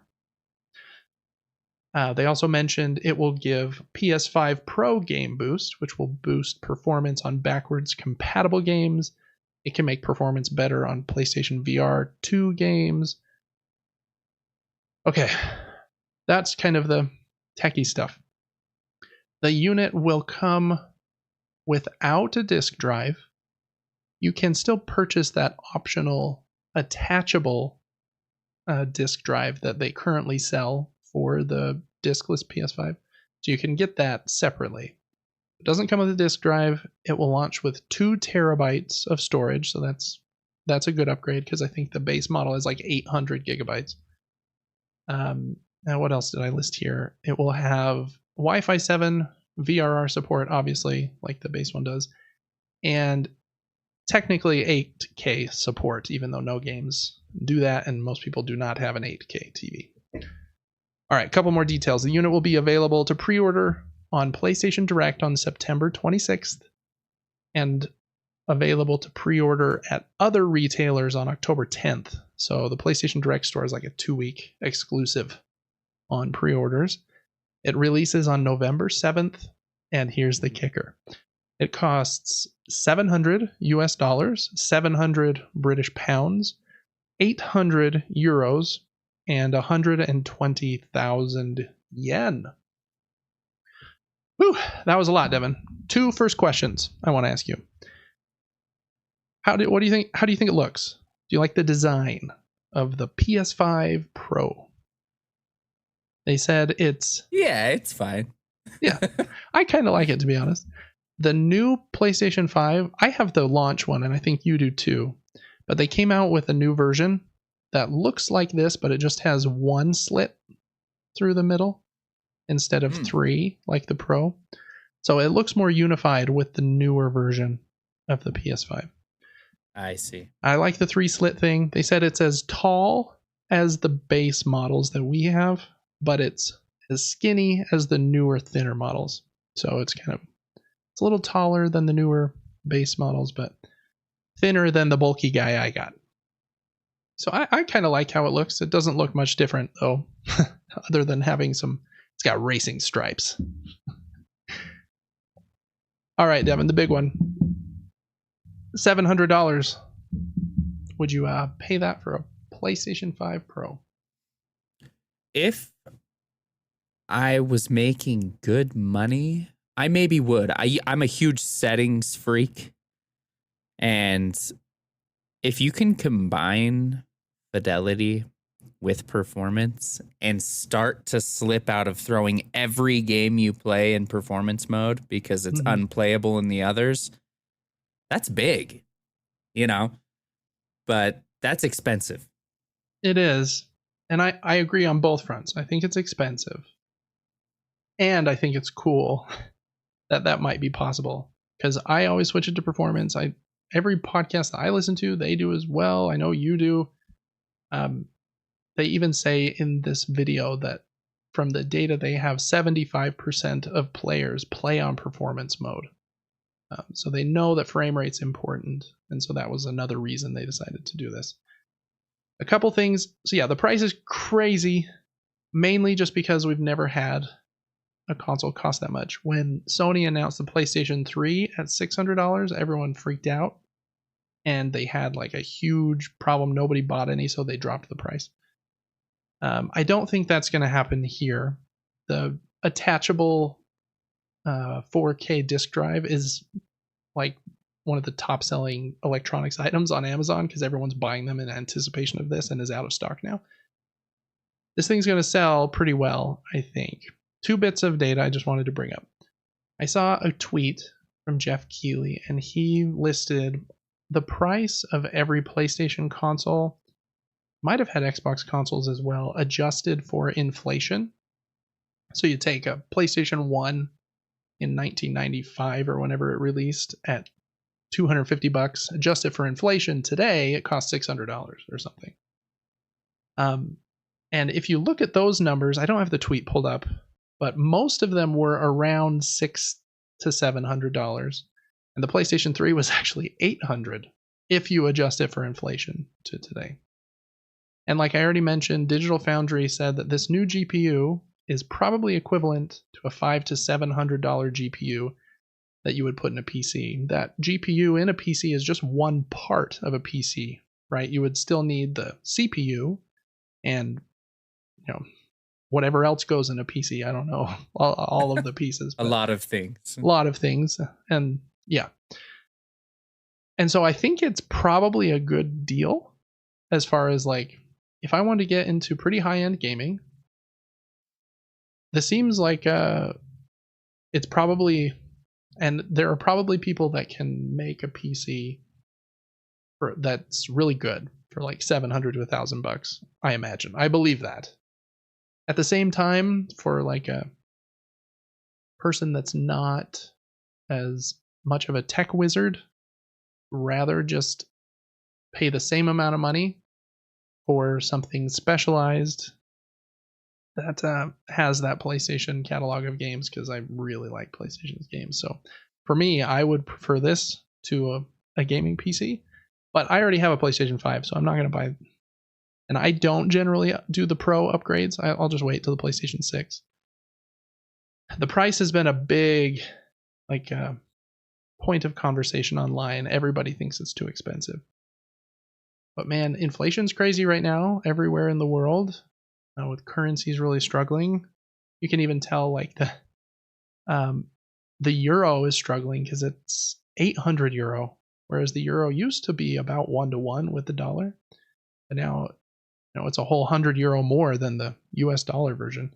So currencies all over the world are like in weird places. Inflation is rampant. I also saw some people say that if Xbox was more competitive, that Sony wouldn't have launched at this price, and I agree with that. I think they would have, cut it to 600 or something if Xbox was more of a threat, and they're just not. So Sony knows they can make the extra $100. They're probably only going to get the most hardcore of their fans to upgrade anyways, and that's kind of what you get for being an early adopter, hardcore fan. You pay the most. So I don't know. So I'm of two minds. I think it's a good deal, but I think it's too expensive. As far as like, I don't know. Yeah. As far as a console costing $700 is crazy. What I think is going to happen, because on the same day they announced that they're going to start selling refurbished PlayStation 5s for $100 cheaper than their price. So a refurbished Slim is over $350, and a refurbished regular PS5 is $400. I think that a year from now, this Pro will cost $600, and the PlayStation 5 will have also gotten a price decrease. And I think they're going to do that after the Switch comes out, to try and like stay more competitive and as exciting as Nintendo's new shiny thing. Also makes me a little worried for what is the Switch 2 going to cost? Is it going to be $500? That would be nuts. Because Nintendo's thing has always been like, we're the low end. Like, we're $200, we're $250 or whatever. The Switch is $300, I think. But I really doubt they're going to hit that $300 price point again, because they're going to want something more powerful. Again, they're not looking for the same strength as this PS5 Pro, but they need to have a step up because the Switch is struggling to run, most third-party games and stuff. So it'll be very interesting. I bet the Switch is at least $400, which is kind of crazy. Inflation just kills us all. I don't know. Anyways, anything else you want to say about this PlayStation 5 Pro, Devin? Again, I had... You know so much more about inflation than me. I don't really know much about it, except for eggs are expensive. But if I had unlimited money, I would get one. Because, like you said, that trade-off just sounds cool. Because sometimes I flip games to fidelity mode, and I'm like, ooh, that looks nice. Until you start moving the camera, and I'm like, ooh, that looks like crap, and then go back. Because it looks really sharp and crisp, just not in motion. So that is a cool argument, but money, right? Anyways, so that is that's the news there. $700, November 7th. You can pre-order it on the 26th, which is about 2 weeks from now, on Sony Direct. A couple other bits of video game news before we're done with video game stuff, and these are just kind of small ones. Steam has had a feature called Families or Family Sharing or something that's been in beta for a while, but it is now a full feature on Steam. So you up to 5 accounts can be in a Steam family and share their game collections, which is cool. I was thinking we should probably do that, Devin. You still need to have multiple copies of a game if multiple people want to play it at the same time. But if we didn't want that scenario, we can still you could play games with my collection and vice versa. I need to cough just a sec. So I could play the games that you purchased as long as you're not playing them at the same time. Correct. Okay. Which is pretty cool because I know we don't. Nice. Our libraries aren't the same on there, so that would be cool. You can also set up children and playtime limits and reports for children and stuff. So, and I feel like my voice is about to go, so we'll see how this goes, but might cough a little bit here.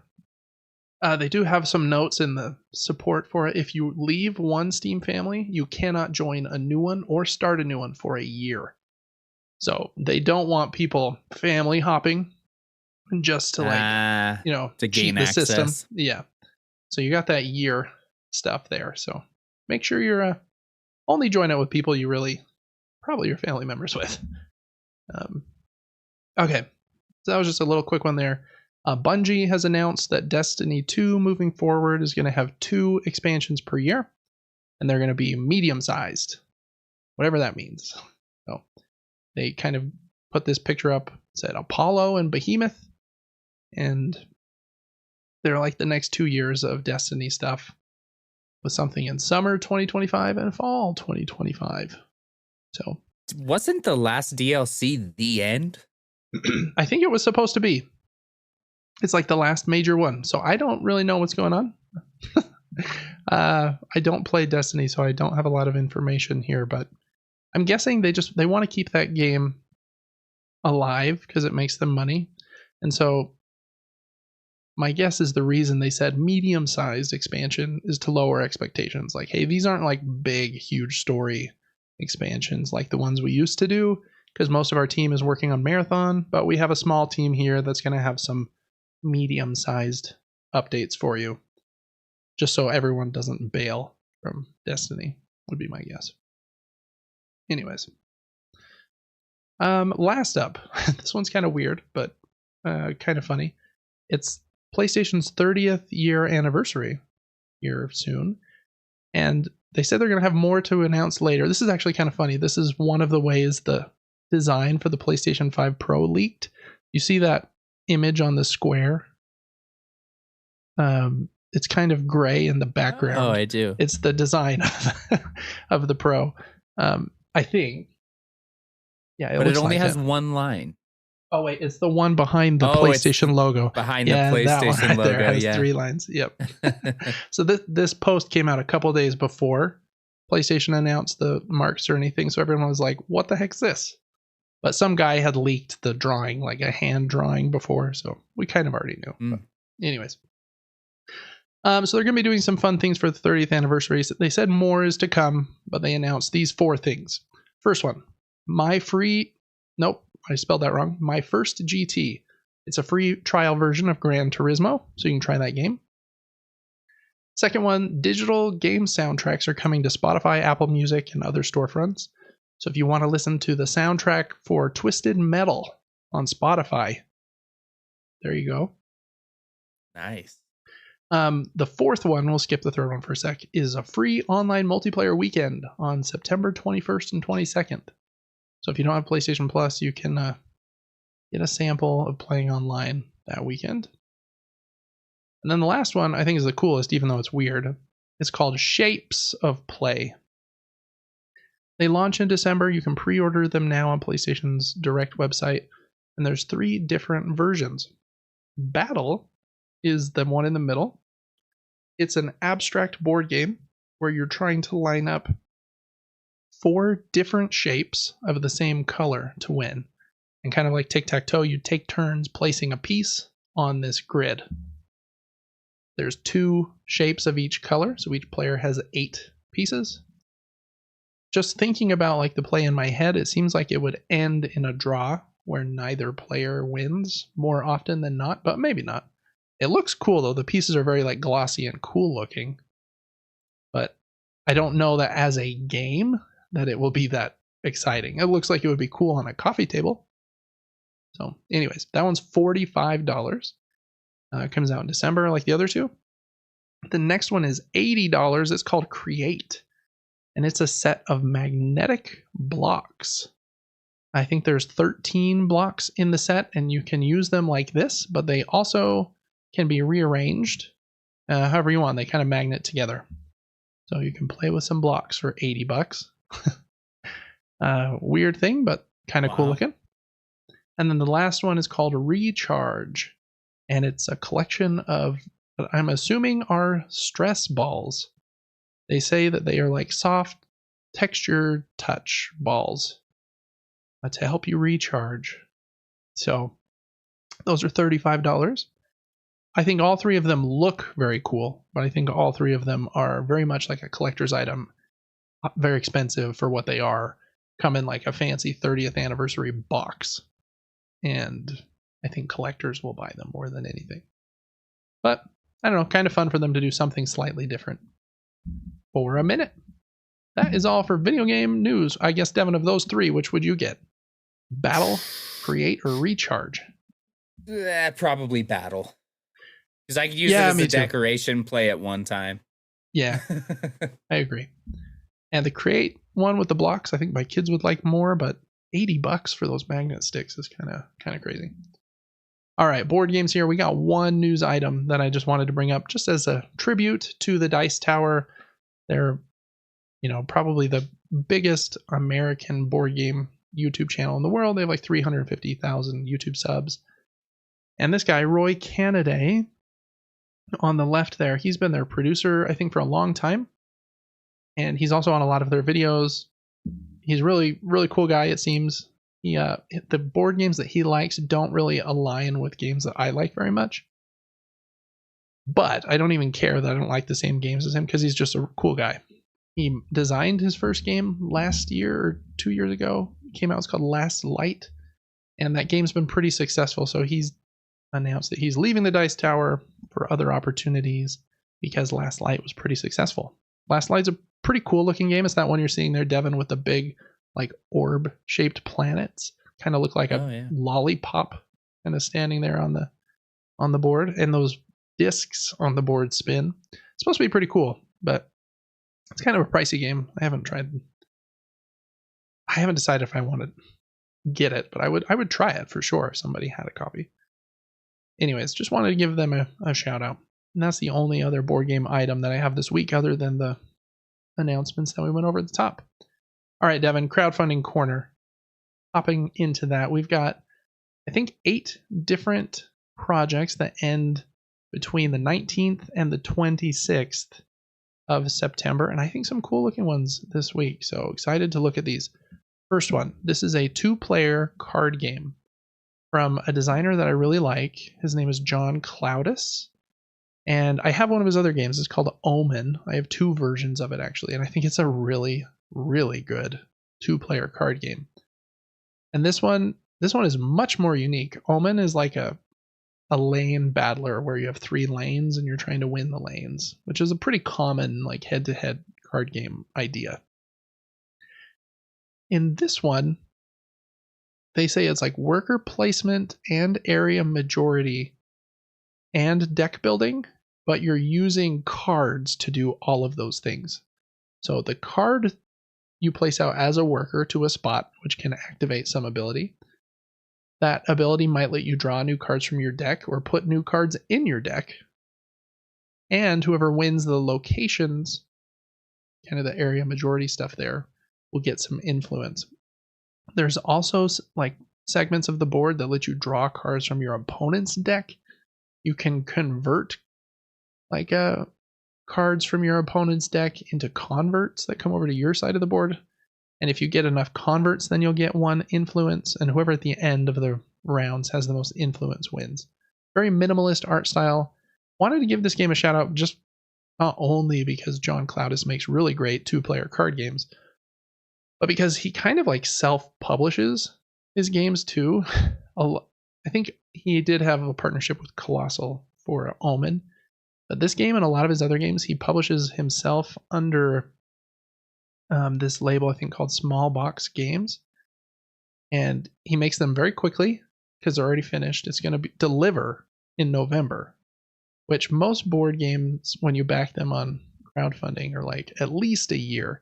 I think a few weeks ago, Devin, we looked at a game that was like February 2026 as the delivery date. So really cool. He delivers them fast. It's really expensive to get them shipped out of America. His company is based in, I think, Georgia. So anyways, wanted to give it a shout out. Looks like a really cool and unique card game. You actually sit next to your opponent as opposed to like across from them across the lanes. But he has an explanation video of how the game works on the page, and I think it looks really cool. So that's Pariahs, 2-player card game. It's on Kickstarter till the 19th. Okay, next up is a reprint of a game called Pest that I hadn't heard of, but it's a Euro game where you are trying to kind of stop the plague from taking over the town, which sounds similar to a game we talked about last week, but the one last week was a small roll and write game. This is a big game with minis and very expensive, but it has a reprint This is the second edition, so if you bought the first edition, there's like an upgrade pack you can get for your first game to like rebalance it, and an expansion called the Guilds of Okaya, maybe, which comes with 2 different modules, the Guild Hall and the Clusters modules. This game has quite a few different mechanisms going on. Devin, if you click on the, I think it might be the gameplay section there, and scroll past the videos, I think we should get to the section where it kind of explains how the game works. But there's different phases. In the pest phase, a new card will come out that explains like where the plague is going to attack, and then it's like the action phase where you can move around. You can put sections in quarantine. You can cure people. You can then assign those cured people to buildings that you have built. You can build buildings all over the city. And there's also this big like capital miniature that goes in the center of the city. You can assign people there to get more influence. So that's like a big plastic miniature there in the middle. There's probably an image of the whole board somewhere, but pretty big, lots of pieces. No, this isn't like a cheap small game. It's a big one with lots of wooden pieces and some miniatures as well. So when I first looked at the cover, I was like, oh, is this a social deduction game? But it does look like a pretty competent Euro game. So I want to read about it a little bit more. I like that kind of what do they call that dude? He's like the plague doctor, but it has a better name than that. That vibe with like the guy with the long nose. Looks like a raven man. Gives me Bloodborne vibes, even though it's not that. But anyways, that's Pest. It's on GameFound. Also ends on the 19th. So if you have the first game and just need the upgrade pack or want to get into this Pest game, they have a few different pledge levels. The all-in one is 306 Australian dollars, which is 204 US dollars. I did that conversion earlier today. But they have like a more essentials version that I think ditches some of the minis and stuff. So, but I think even that version was like 100 and something. So kind of a pricey game, but it has a cool vibe. I like that there's more Euro elements. This isn't like a, yeah, I don't know. It's not a social deduction game. It looks pretty solid. So that is what I say was called Pest. All right, next up is one of the other hottest games on the Board Game Geek list this week. It's Cyberpunk 2077. Already has almost $4 million backed, and I think like 14,000 backers, which is crazy. This is a cooperative, which kind of doesn't kill it for me right at the beginning, but it kind of does. I'm not a huge co-op guy. Cooperative, story-driven, tactical action game with real-time fights. That was a lot of words. But basically, you're trying to, there's like a story campaign with I think like 14 different scenarios, and they can be of different types. Like this is an extraction or a fight or some kind of something. And then in the scenario, you have a few different phases you go through. I think there's like the upgrade phase where you go to different shops and you can upgrade your character, and then you go out and like try to complete the mission. You can explore like side areas and stuff too. And then you might get in fights. When you get in a fight, you start a timer. So they're real-time fights, and then you have to like play cards and talk quickly with your teammates to determine like who's going to lead this fight and what cards are we going to play, because there's a real-time element to the game, which usually board gamers don't like real-time stuff. Maybe there's a way to like remove it if you want it to be like turn-based, like okay, now it's your turn and now it's your turn. But I think by default it has that real-time fight element. You can play as V, Panam, Jackie, or Judy. And I think in the stretch goals, there's quite a few other characters that they have now unlocked. Johnny Silverhand, I think that's his name, is in the game as well. I don't know if he's a player character or kind of an adversary character or whatever he is, but there's a lot of stuff on this page, lots of new stretch goals being unlocked. Again, it's kind of a pricey game. You can get the base version that doesn't have any minis for like, I think it's $80. And then the deluxe version here is $140 that does have the miniatures, but that doesn't include the expansions, I don't believe. So if you want all the expansions too, you got to add those on, and then there's other add-ons you can get too. This is very much one of those, I don't know, a lot of crowdfunding games are focused on, it's just like more and more expansion, more miniatures, and sometimes they look really cool. Like Grim Coven looked really cool a few months ago. And this one looks cool as well. I think like visually it looks really cool. The boards are cool. You get to like slot in your character, and you slot in all these modules at the top and can like, just like in the game, like adjust their, I think you can like use tech to upgrade your eyes and weaponry and stuff. So I don't know. It looks cool, but I don't think this is a game for David. Devin, I think you played the video game pretty recently and enjoyed it, I believe. Yeah. Do you think a board game based on that would be fun?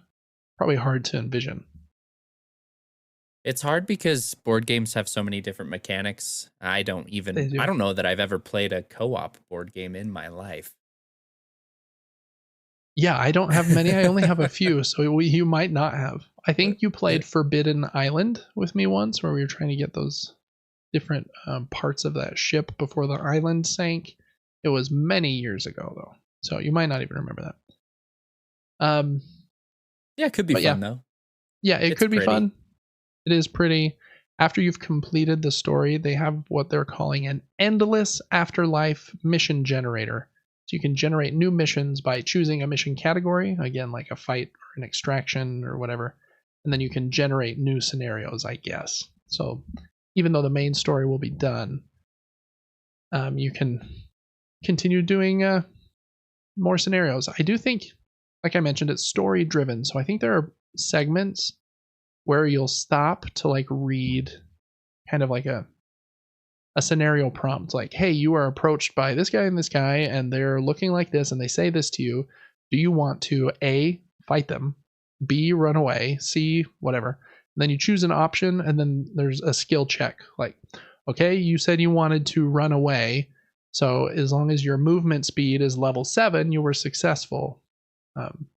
I do have one game behind me that has a similar idea to that. It's called Near and Far. But it's a bit more of a Euro game with those things kind of in it as well. I'm not sure if I love story elements in board games, but I would love to be convinced by one that I just thought was excellent. Maybe Near and Far will be that. We'll see. Anyways, that one ends on September 20th. Okay. Next up is Minecart Town. This is a pretty simple tile laying game, but I feel like it has some cool elements, and I think it's actually a remake of an earlier game that's just kind of been expanded a little bit as well from a new publisher in Japan called Jelly Jelly Games. In this game, you start with like a little starting building that is the beginning of your town that has like a mountain and a forest maybe that will generate some resources that are probably like stone and wood for you. And then you're going to be getting new tiles in your town that'll be like buildings, or that one listed there is a breeding grounds that breeds, or that gives you the white resource, which is probably cotton or something, or wool. Cool thing about this game is you then have to build railroad tracks from the different buildings in your town. And then on your turn, you can move those resources along the railroad tracks. And when you move them along the railroad tracks, eventually you can get them to what do they call it? It's not a conversion. Oh yeah, a processing, like a place that will say like, you can process 2 coal and a wool here for X number of points. So you have to be careful with how you build your railroad tiles in order to be able to get your resources from the place they are built to the processing plants. And it looks like a cool little town by the end. Pretty simple tile laying game, but I like that idea of moving your stuff around on the tracks. It's a little pricey to ship this from Japan, which is very common with games made in Japan, but I thought it looked pretty cool. There's a lot of tile placement games nowadays. but that kind of unique vibe of making sure that you have those railroad tracks tying all of your stuff together, I thought was cool enough that I wanted to bring up Minecart Town. That one on Kickstarter ends on the 23rd, and it does have a tabletop simulator mod and a print and play version too. So if you're really good at that kind of stuff, you could print the digital files and put it on your own, like cardboard or acrylic tiles. That would be pretty hardcore and cool. I don't know that I'm that cool, but maybe one day. Okay, next up is a game that when I first saw it, I was like, there's no way I'm covering this on Crowdfunding Corner, because the artwork looks like my 8-year-old drew Dragon Tales. It doesn't look that bad, actually. I don't want it to sound bad. It just looks like it's very much aimed at kids, right? That's like the first vibe I got from that. But the game is actually like fairly competent. It's like a card drafting and dice drafting game where you're trying to build this tableau of cards in front of you.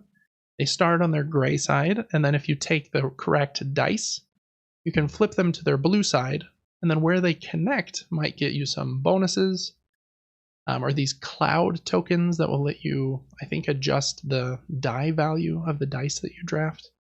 I watched a video about how to play this one, and I was like, wow, that seems like a pretty solid, like lighter game. And it's meant for kids 10 plus. I was like, man, I don't want to like throw any shade at the game, because I kind of like the art, to be honest, but I feel like if they had gone for an art style that was just slightly older, because this looks like an art style that would be in a game for, I don't know, 5 or 6 year olds, in my opinion. And I think just a slightly older facing art style would have helped this game to seem like it's more like the 10 plus age. It reminds me of a game that I really love called Sheepy Time. I'm actually going to grab it just for reference. Sheepy Time is an excellent push your luck game where you're trying to decide like how many times you can go around this track before this like evil nightmare piece goes around the track or touches you too many times. It's excellent. It's one of my friends that comes to my game night. It's his favorite game. I asked him to rate it on a scale from 1 to 10, and he's like, can I give it 100? Like, he loves it. But this is what the cover looks like. And so you see that, like, that cover, and you're like, man, this is not a game for me, because I'm a gamer, and I play games. I don't color in a coloring book. So sometimes, the color, or the cover, very much deceiving in board games, just like with books. And this one caught me off guard, because again, it looks like, what would you say that looks like? My Little Pony? Is that like that art style? Yeah, it looks like a coloring book. It's crazy. But the game seems pretty competent, in my opinion. So, yeah, I said a lot of words there. And I don't think this is like it's a pretty light game still, but it looks solid for a light game. So I wanted to give Sky Painters a shout out. It ends on the 24th. Also on Kickstarter. Yeah. And another kind of fantasy focused game here. We got Moon Bunny.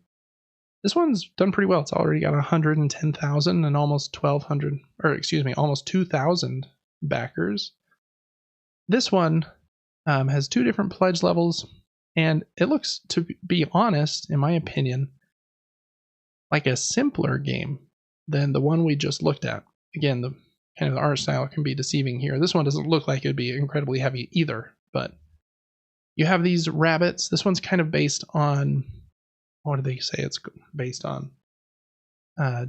Japanese lunar mythology or something like that.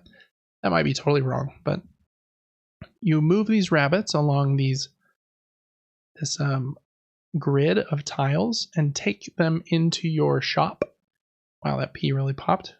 Into your shop in order to, I think, just have the best shop. It's a pretty simple like game where you are taking those tiles in your shop and you're making mooncakes, and then whoever does that the best wins. And I think the different rabbits have different movement rules.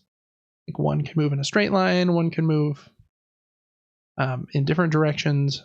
And so, again, pretty simple. You're just taking those tiles from that board. It is really pretty. It has two different versions. The deluxe version is like very pretty and has like a gold box with like different art on the back of the box. It has mooncake squishies. Yeah, I saw that. I was wondering and if they were acrylic tiles. Yeah, and acrylic tiles are awesome. When that says mooncake squishies, I'm wondering if they're as nicely squishy as like the pieces in Honey Buzz, because those are like, ooh, those are a good squish. So hopefully those are great.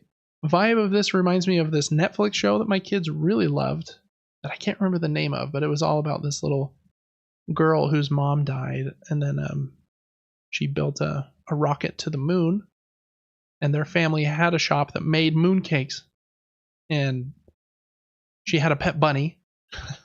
And so again, it just must be all based on that same, type of Japanese legend or whatever that we don't know as well in America. But it was a cool movie that my kids liked for a long time. Very, very strange, but cool. So anyways, that's Moon Bunny. It's got a little bit of buzz at this point, but it seems like a fairly simple, lightweight game. All right, two more here. First is kind of the opposite. This is a pretty complex tactical card game for 2 or 4 players. This one is, yeah, it's a trading card game. And so when you start, you choose a hero and kind of their mech suit, and that will be like your character. And your opponent does as well. And then you build a deck. And that's probably where this game loses me. But I don't know. I have the Lord of the Rings TCG or LCG living card game, and I wanted to get into that, which does also have you build decks. So this might be like a mechanism that I'm okay with. There are different types of decks. They recommend an aggro deck for a starting deck, for example, but you can get more subtle, I guess, than that. The field of play has like it's a grid, rows and columns, where you're setting out the first 2 rows in front of you are your base. Then there's like the space. They call it the Nix, the space area in between the 2 players, and then the other player's base. And you're putting cards out and attacking and destroying the other people's cards, all with the goal of destroying your opponent's pilot. To destroy their pilot, you have to destroy their mech that they're in first. So if you like kind of a hardcore one-on-one, I'm imagining this is primarily going to be a one-on-one game, even though it has a 2v2 mode in, I think, the more expensive version of the game. Then I think it's supposed to be pretty solid. It had some pretty good previews and buzz. I think the artwork is pretty cool, to be honest. I just, I don't know. I'm very picky with head-to-head card games. I really like Radlands. I like Omen that I mentioned earlier. And I have one that I backed a few months ago called Sovereign that had similar like sci-fi art, but it was a little bit different and more like what would you call that? A little less focused on just like damage and me throwing damage tokens all over your characters. But this one might be really, really solid. So I don't really have a ton more to say about it. There's a ton of cards with lots of different categories of cards. You got biomes and reactors and pilots and mechs, and I think location cards that you can put on the side of the board that affect like the entire play state. Again, if you like card games, Magic the Gathering and things like that, I imagine this might be up your alley. It's kind of pricey for like a deck of cards and a little mat, in my opinion. But I don't know. Trading card games are just generally expensive. So that is Havoc Gen 0, which is also on Kickstarter and ends on September 26th. All right, and then last up for this week, we've got Natera New Beginning. This is they say expert level worker placement game. I think it looks a little more medium. If you've played medium weight Euro game, I think you'd be just fine. I watched a video and read a bit of the rulebook. It looks like it'd be closer to a 3 out of 5 on the heaviness scale and not a 4, in my opinion. But it looks pretty cool, to be honest. There's 4 different factions of animals, and you are exploring out from the center of the board in this kind of forest area to these 4 different regions of this world that used to have people in it but don't anymore. And you put out your workers and get stuff. And you can also play cards and use the abilities on the cards. And every time you go explore in the different regions, your, what do they call it? I think it's your influence in that region goes up. So each of the 4 regions has a different influence track. And eventually someone will get to the 3rd spot on the influence track. And then the tier 2 buildings become accessible to anyone that's reached that far. And then the tier 3 ones can as well a little bit later. So it has a cool progression kind of out from the center of the board. And if you have the most influence in a region, then you get this cool, like, I control this region tile, and you get some extra bonuses at the end of each round. So it's a kind of medium weight, like, worker placement card game, but it has some cool, like, area control elements that I really liked. So yeah, I don't know. I just think it looks pretty cool. You can also build settlements out on the different locations on the board, and they'll kind of give you control of them. And if anyone else goes to that location, then you get stuff. So you're kind of fighting for control on the board. You got the worker placement on the board. If you have a control of a region, you get a cool bonus at the end of the round. You can play cards out, and the different cards do different things. If it's got an orange back, then it gives you a new, like, action that you can do on your turn as opposed to playing a worker. So I don't know. I think it looks like it could be pretty solid. I also want to give them a shout out. I like it when companies just have one version of the game. It might be a little nice if this one had 2, to be honest. But this one version that they doubled down on is they call it a pre-stretched deluxe version. So everything looks nice. Like, the wooden pieces are all like screen printed. Comes with a little mini expansion with extra cards. The player boards and the main board are double layered, which is cool. Those buildings will go in kind of these inserts on the main board. I love double layered boards. They call them dual layered, actually, so I don't know why I'm saying double, but so yeah, I think it looks really cool. It is $89, I think, but I mean, it looks high quality, I think, in my opinion. So yeah, that's Natera New Beginning, kind of a cool animal theme where humans have gone extinct, the way of the dodo. That one ends on the 26th as well, and that one is our last game in Crowdfunding Corner this week. And Devin, you know what time that means it is. It means it's time for Devin, the Halloween Guy's Pick of the Week. For me, it's not even close. We got to go Natera. Yeah, I thought it would be. This is, I have 2 that I really liked, and a couple others that I thought looked solid as well. But yeah, this Natera one is definitely one of them. Yeah, I think it looks awesome. I mean, I love medium weight worker placement games, so it's already like right on my alley. But it has like asymmetric player powers, dual layered boards, lots of cool wooden pieces. You get to play as a gorilla or a badger. Might be a beaver, not a badger. I know animals, I think. Yeah, I think it looks really cool. But I think just for a little diversity's sake, I'm going to give my shout out to Pariahs. That card game that we started with. Again, I really like card games from John Cloudis. And just want to really support like a uber indie like card game here.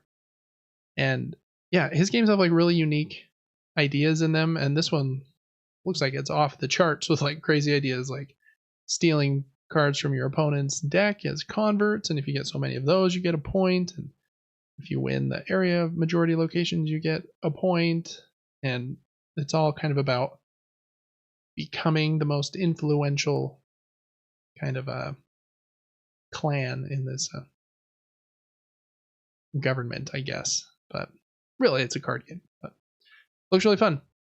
Yeah, shipping in America, I think, is $5, maybe $6. Outside of America, it's a little more rough, just because that's how it is to ship stuff from one country to another. But really, I was hoping that you picked one of those two so I could pick the other one. So that worked out really nicely. We got Natera, New Beginning, and Pariahs as our picks of the week this week. That will do it for Crowdfunding Corner.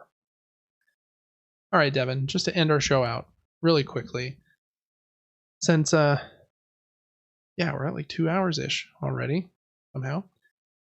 Because of Astro Bot's glory, I wanted to just come up with a list, maybe not even a list, just a commemoration of what our favorite 3D platformers are, which is a genre I'm very picky with because there are some bad ones. I think there's a lot of bad ones, to be honest.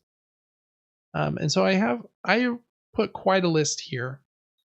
And if there's any that you want to like start with shouting out, Devin, or any others you want to bring up, this can just kind of be an inspiration.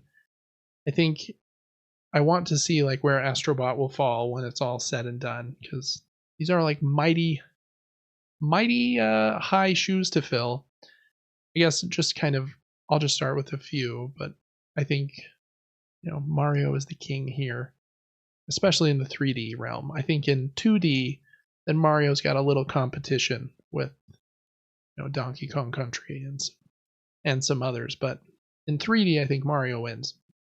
And Super Mario Galaxy is one of my very favorite games of all time. I think 2 might like technically be a little bit better. You've got Yoshi and some more crazy ideas, but the first one is so like nostalgic to me that I think I'll probably always prefer the first one. But yeah, Super Mario Galaxy, just amazing, and I feel like one of the main inspirations for Astro Bot. Just these cool. As I was thinking about this, I think one thing I really like in 3D platformers is if they're level based. And the example I'd give here is like these Galaxy games, which are level based. You choose a galaxy or a level basically to go to, and then you play on that level, versus something like Super Mario Odyssey, which I also really liked, but it's more of like these kind of halfway open world segments, and then you're trying to find as many moons in those segments. And I also feel like because there are so many moons in those games, there's like 900, it kind of dilutes like the feeling you get from like beating a level.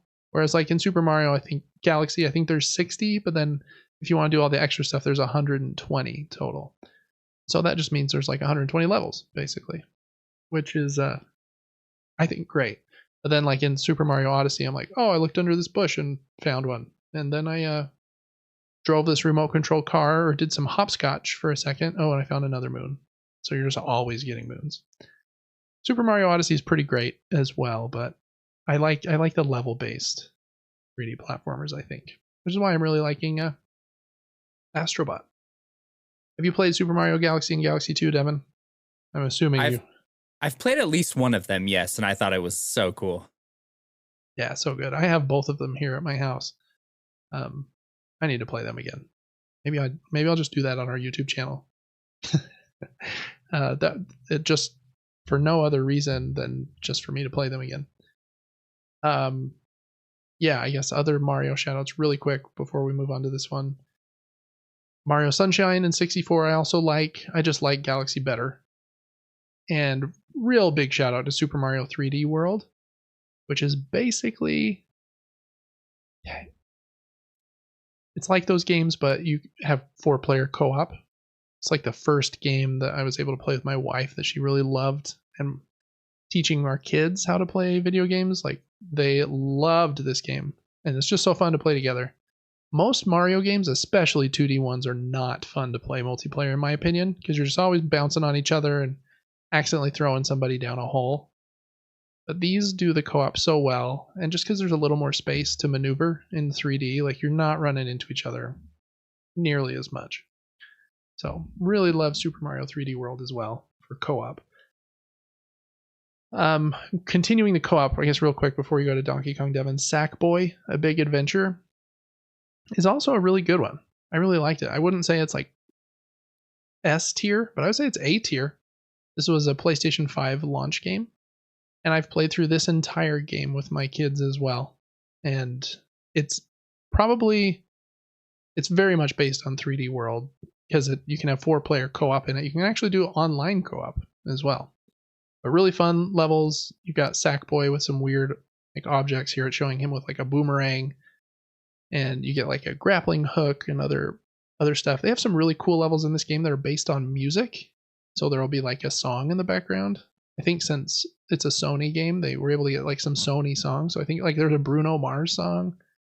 And I think it's Uptown Funk is like the basis for one of the levels. And so that song is playing in the background. All the characters are dancing to the song and stuff. This game is really good. If you like 3D platformers, I think it's really good. I feel like it didn't get very much love, but yeah, again, not quite S tier, but really like that one, especially for co-op. It's just a blast to play together. So I want to give those a shout out. And then Devin, you were pulling up Donkey Kong 64. I know that a lot of people don't like this game because it's like very much a collectathon, and there's like different colors of bananas, and you can only collect those bananas if you're playing as the right character at the moment. So like Diddy can't pick up those blue bananas he just went by. And so it's very like collectible heavy. But man, growing up, we didn't have a Nintendo 64, but every time I went to my friend's house and they did, I thought this was the coolest thing ever. Just the because yeah, I think they had it. And then my friend who lived in those apartments kind of behind us over the fence, he had it as well. That yellow cartridge. And I just remember thinking it was the coolest thing ever, because at that point I was like, we were pretty heavy into our Donkey Kong Country love at the time, so this was like the coolest looking thing ever. I don't think it's excellent. I actually started it a few months ago and got probably 5 or 6 hours in. It's fun, but yeah, a little janky and weird. Definitely preferred Donkey Kong in 2D, but back then I thought it was the bee's knees. A few more here, Devin, that I just wanted to shout out. Sly Cooper, I think, is an excellent series. I haven't played all 3 of the originals, but I have played, I think, 1 and maybe 2. I think, and I've played 4, which is the most recent one that was on PlayStation 3 and PlayStation Vita. And what an excellent game. It's just a really great like stealth, stealth 3D platformer with some fun mini games. You have some weird characters. One of the characters is a turtle in a wheelchair. I forget his name, but just a fun list of characters. You go to like 5 different open worlds in this game that have like all these things you need to do in them, and a fun story. Really, really. Number 4 was the first one I played, because 1, 2, and 3 weren't like out, I don't think, yet in the collection on PlayStation 3. So I was like, sure, I'll jump in, knowing nothing about it. I was very impressed. So Sly 4, really cool. I hope Sly Cooper comes back one day, but he probably won't, because I think that Sucker Punch now makes Ghost of Tsushima. Who did Sly Cooper 1, 2, and 3, and then did Infamous. And I think the team that did Sly 4 was purchased by like Facebook or Google or something. So probably it might not happen, but we can hope. And then a few more just from back in the day. Got to give a big shout out to Crash Bandicoot. I think especially numbers 2 and 3 start to get more into like more 3D. The first one has a little bit, but it's a little more 2D focused. Yeah, love Crash Bandicoot. All 4 of them, including the newest number 4, are excellent. This is the Insane Trilogy. It's like a full remake they did a few years ago. If you liked Crash growing up, playing it in this trilogy is really fun because everything like looks excellent too. Such a fun, very like brutally hard though. Those games are tough. Really fun. And then 2 more PlayStation 1 games one of them I'm very excited. We just talked about last week is getting a remaster. Croc, Legend of the Gobbos. Again, not S tier. Probably put this one on B tier maybe, but we thought it was really cool. And you're basically just going around saving your little fuzzy gobbo friends. They look like a little, I don't even know. There's those puzzle dudes on Oddworld, and these guys, the gobbos, kind of look like that. Who knows why a crocodile is their friend, but he is. So yes, he is. And then last up, Ape Escape was one of the first ones I really loved as well. That first time using the DualShock and being able to control the net and the other gadgets with the right stick, that was crazy. So yeah, I love 3D platformers, but I feel like that's one of the genres that's hard to do very well. There's been a lot of bad ones, in my opinion. I feel like 2D platforming is easier to pull off, and so there's been more good ones in 2D. But anyways, that was my list, which was kind of long and exhaustive. But any other games that you've thought of, Devin, here while we've been chit-chatting? I do see the one added here. It Takes Two. That game was truly amazing. Have you played it? I haven't. Yeah, I added it because I thought I know that you really enjoyed it, but I haven't played it yet. Yeah, game is amazing and will truly pull at your heartstrings. A variety of mechanics and all co-op. What more could you ask for? Fantastic. Yeah, and it's new Game of the with Year. good graphics. Yeah. Mm-hmm. Yeah, it's supposed to be very great. So I've got 2 polls for different reasons. First one, I don't really have a link for it, but I could just type it in oh, good call.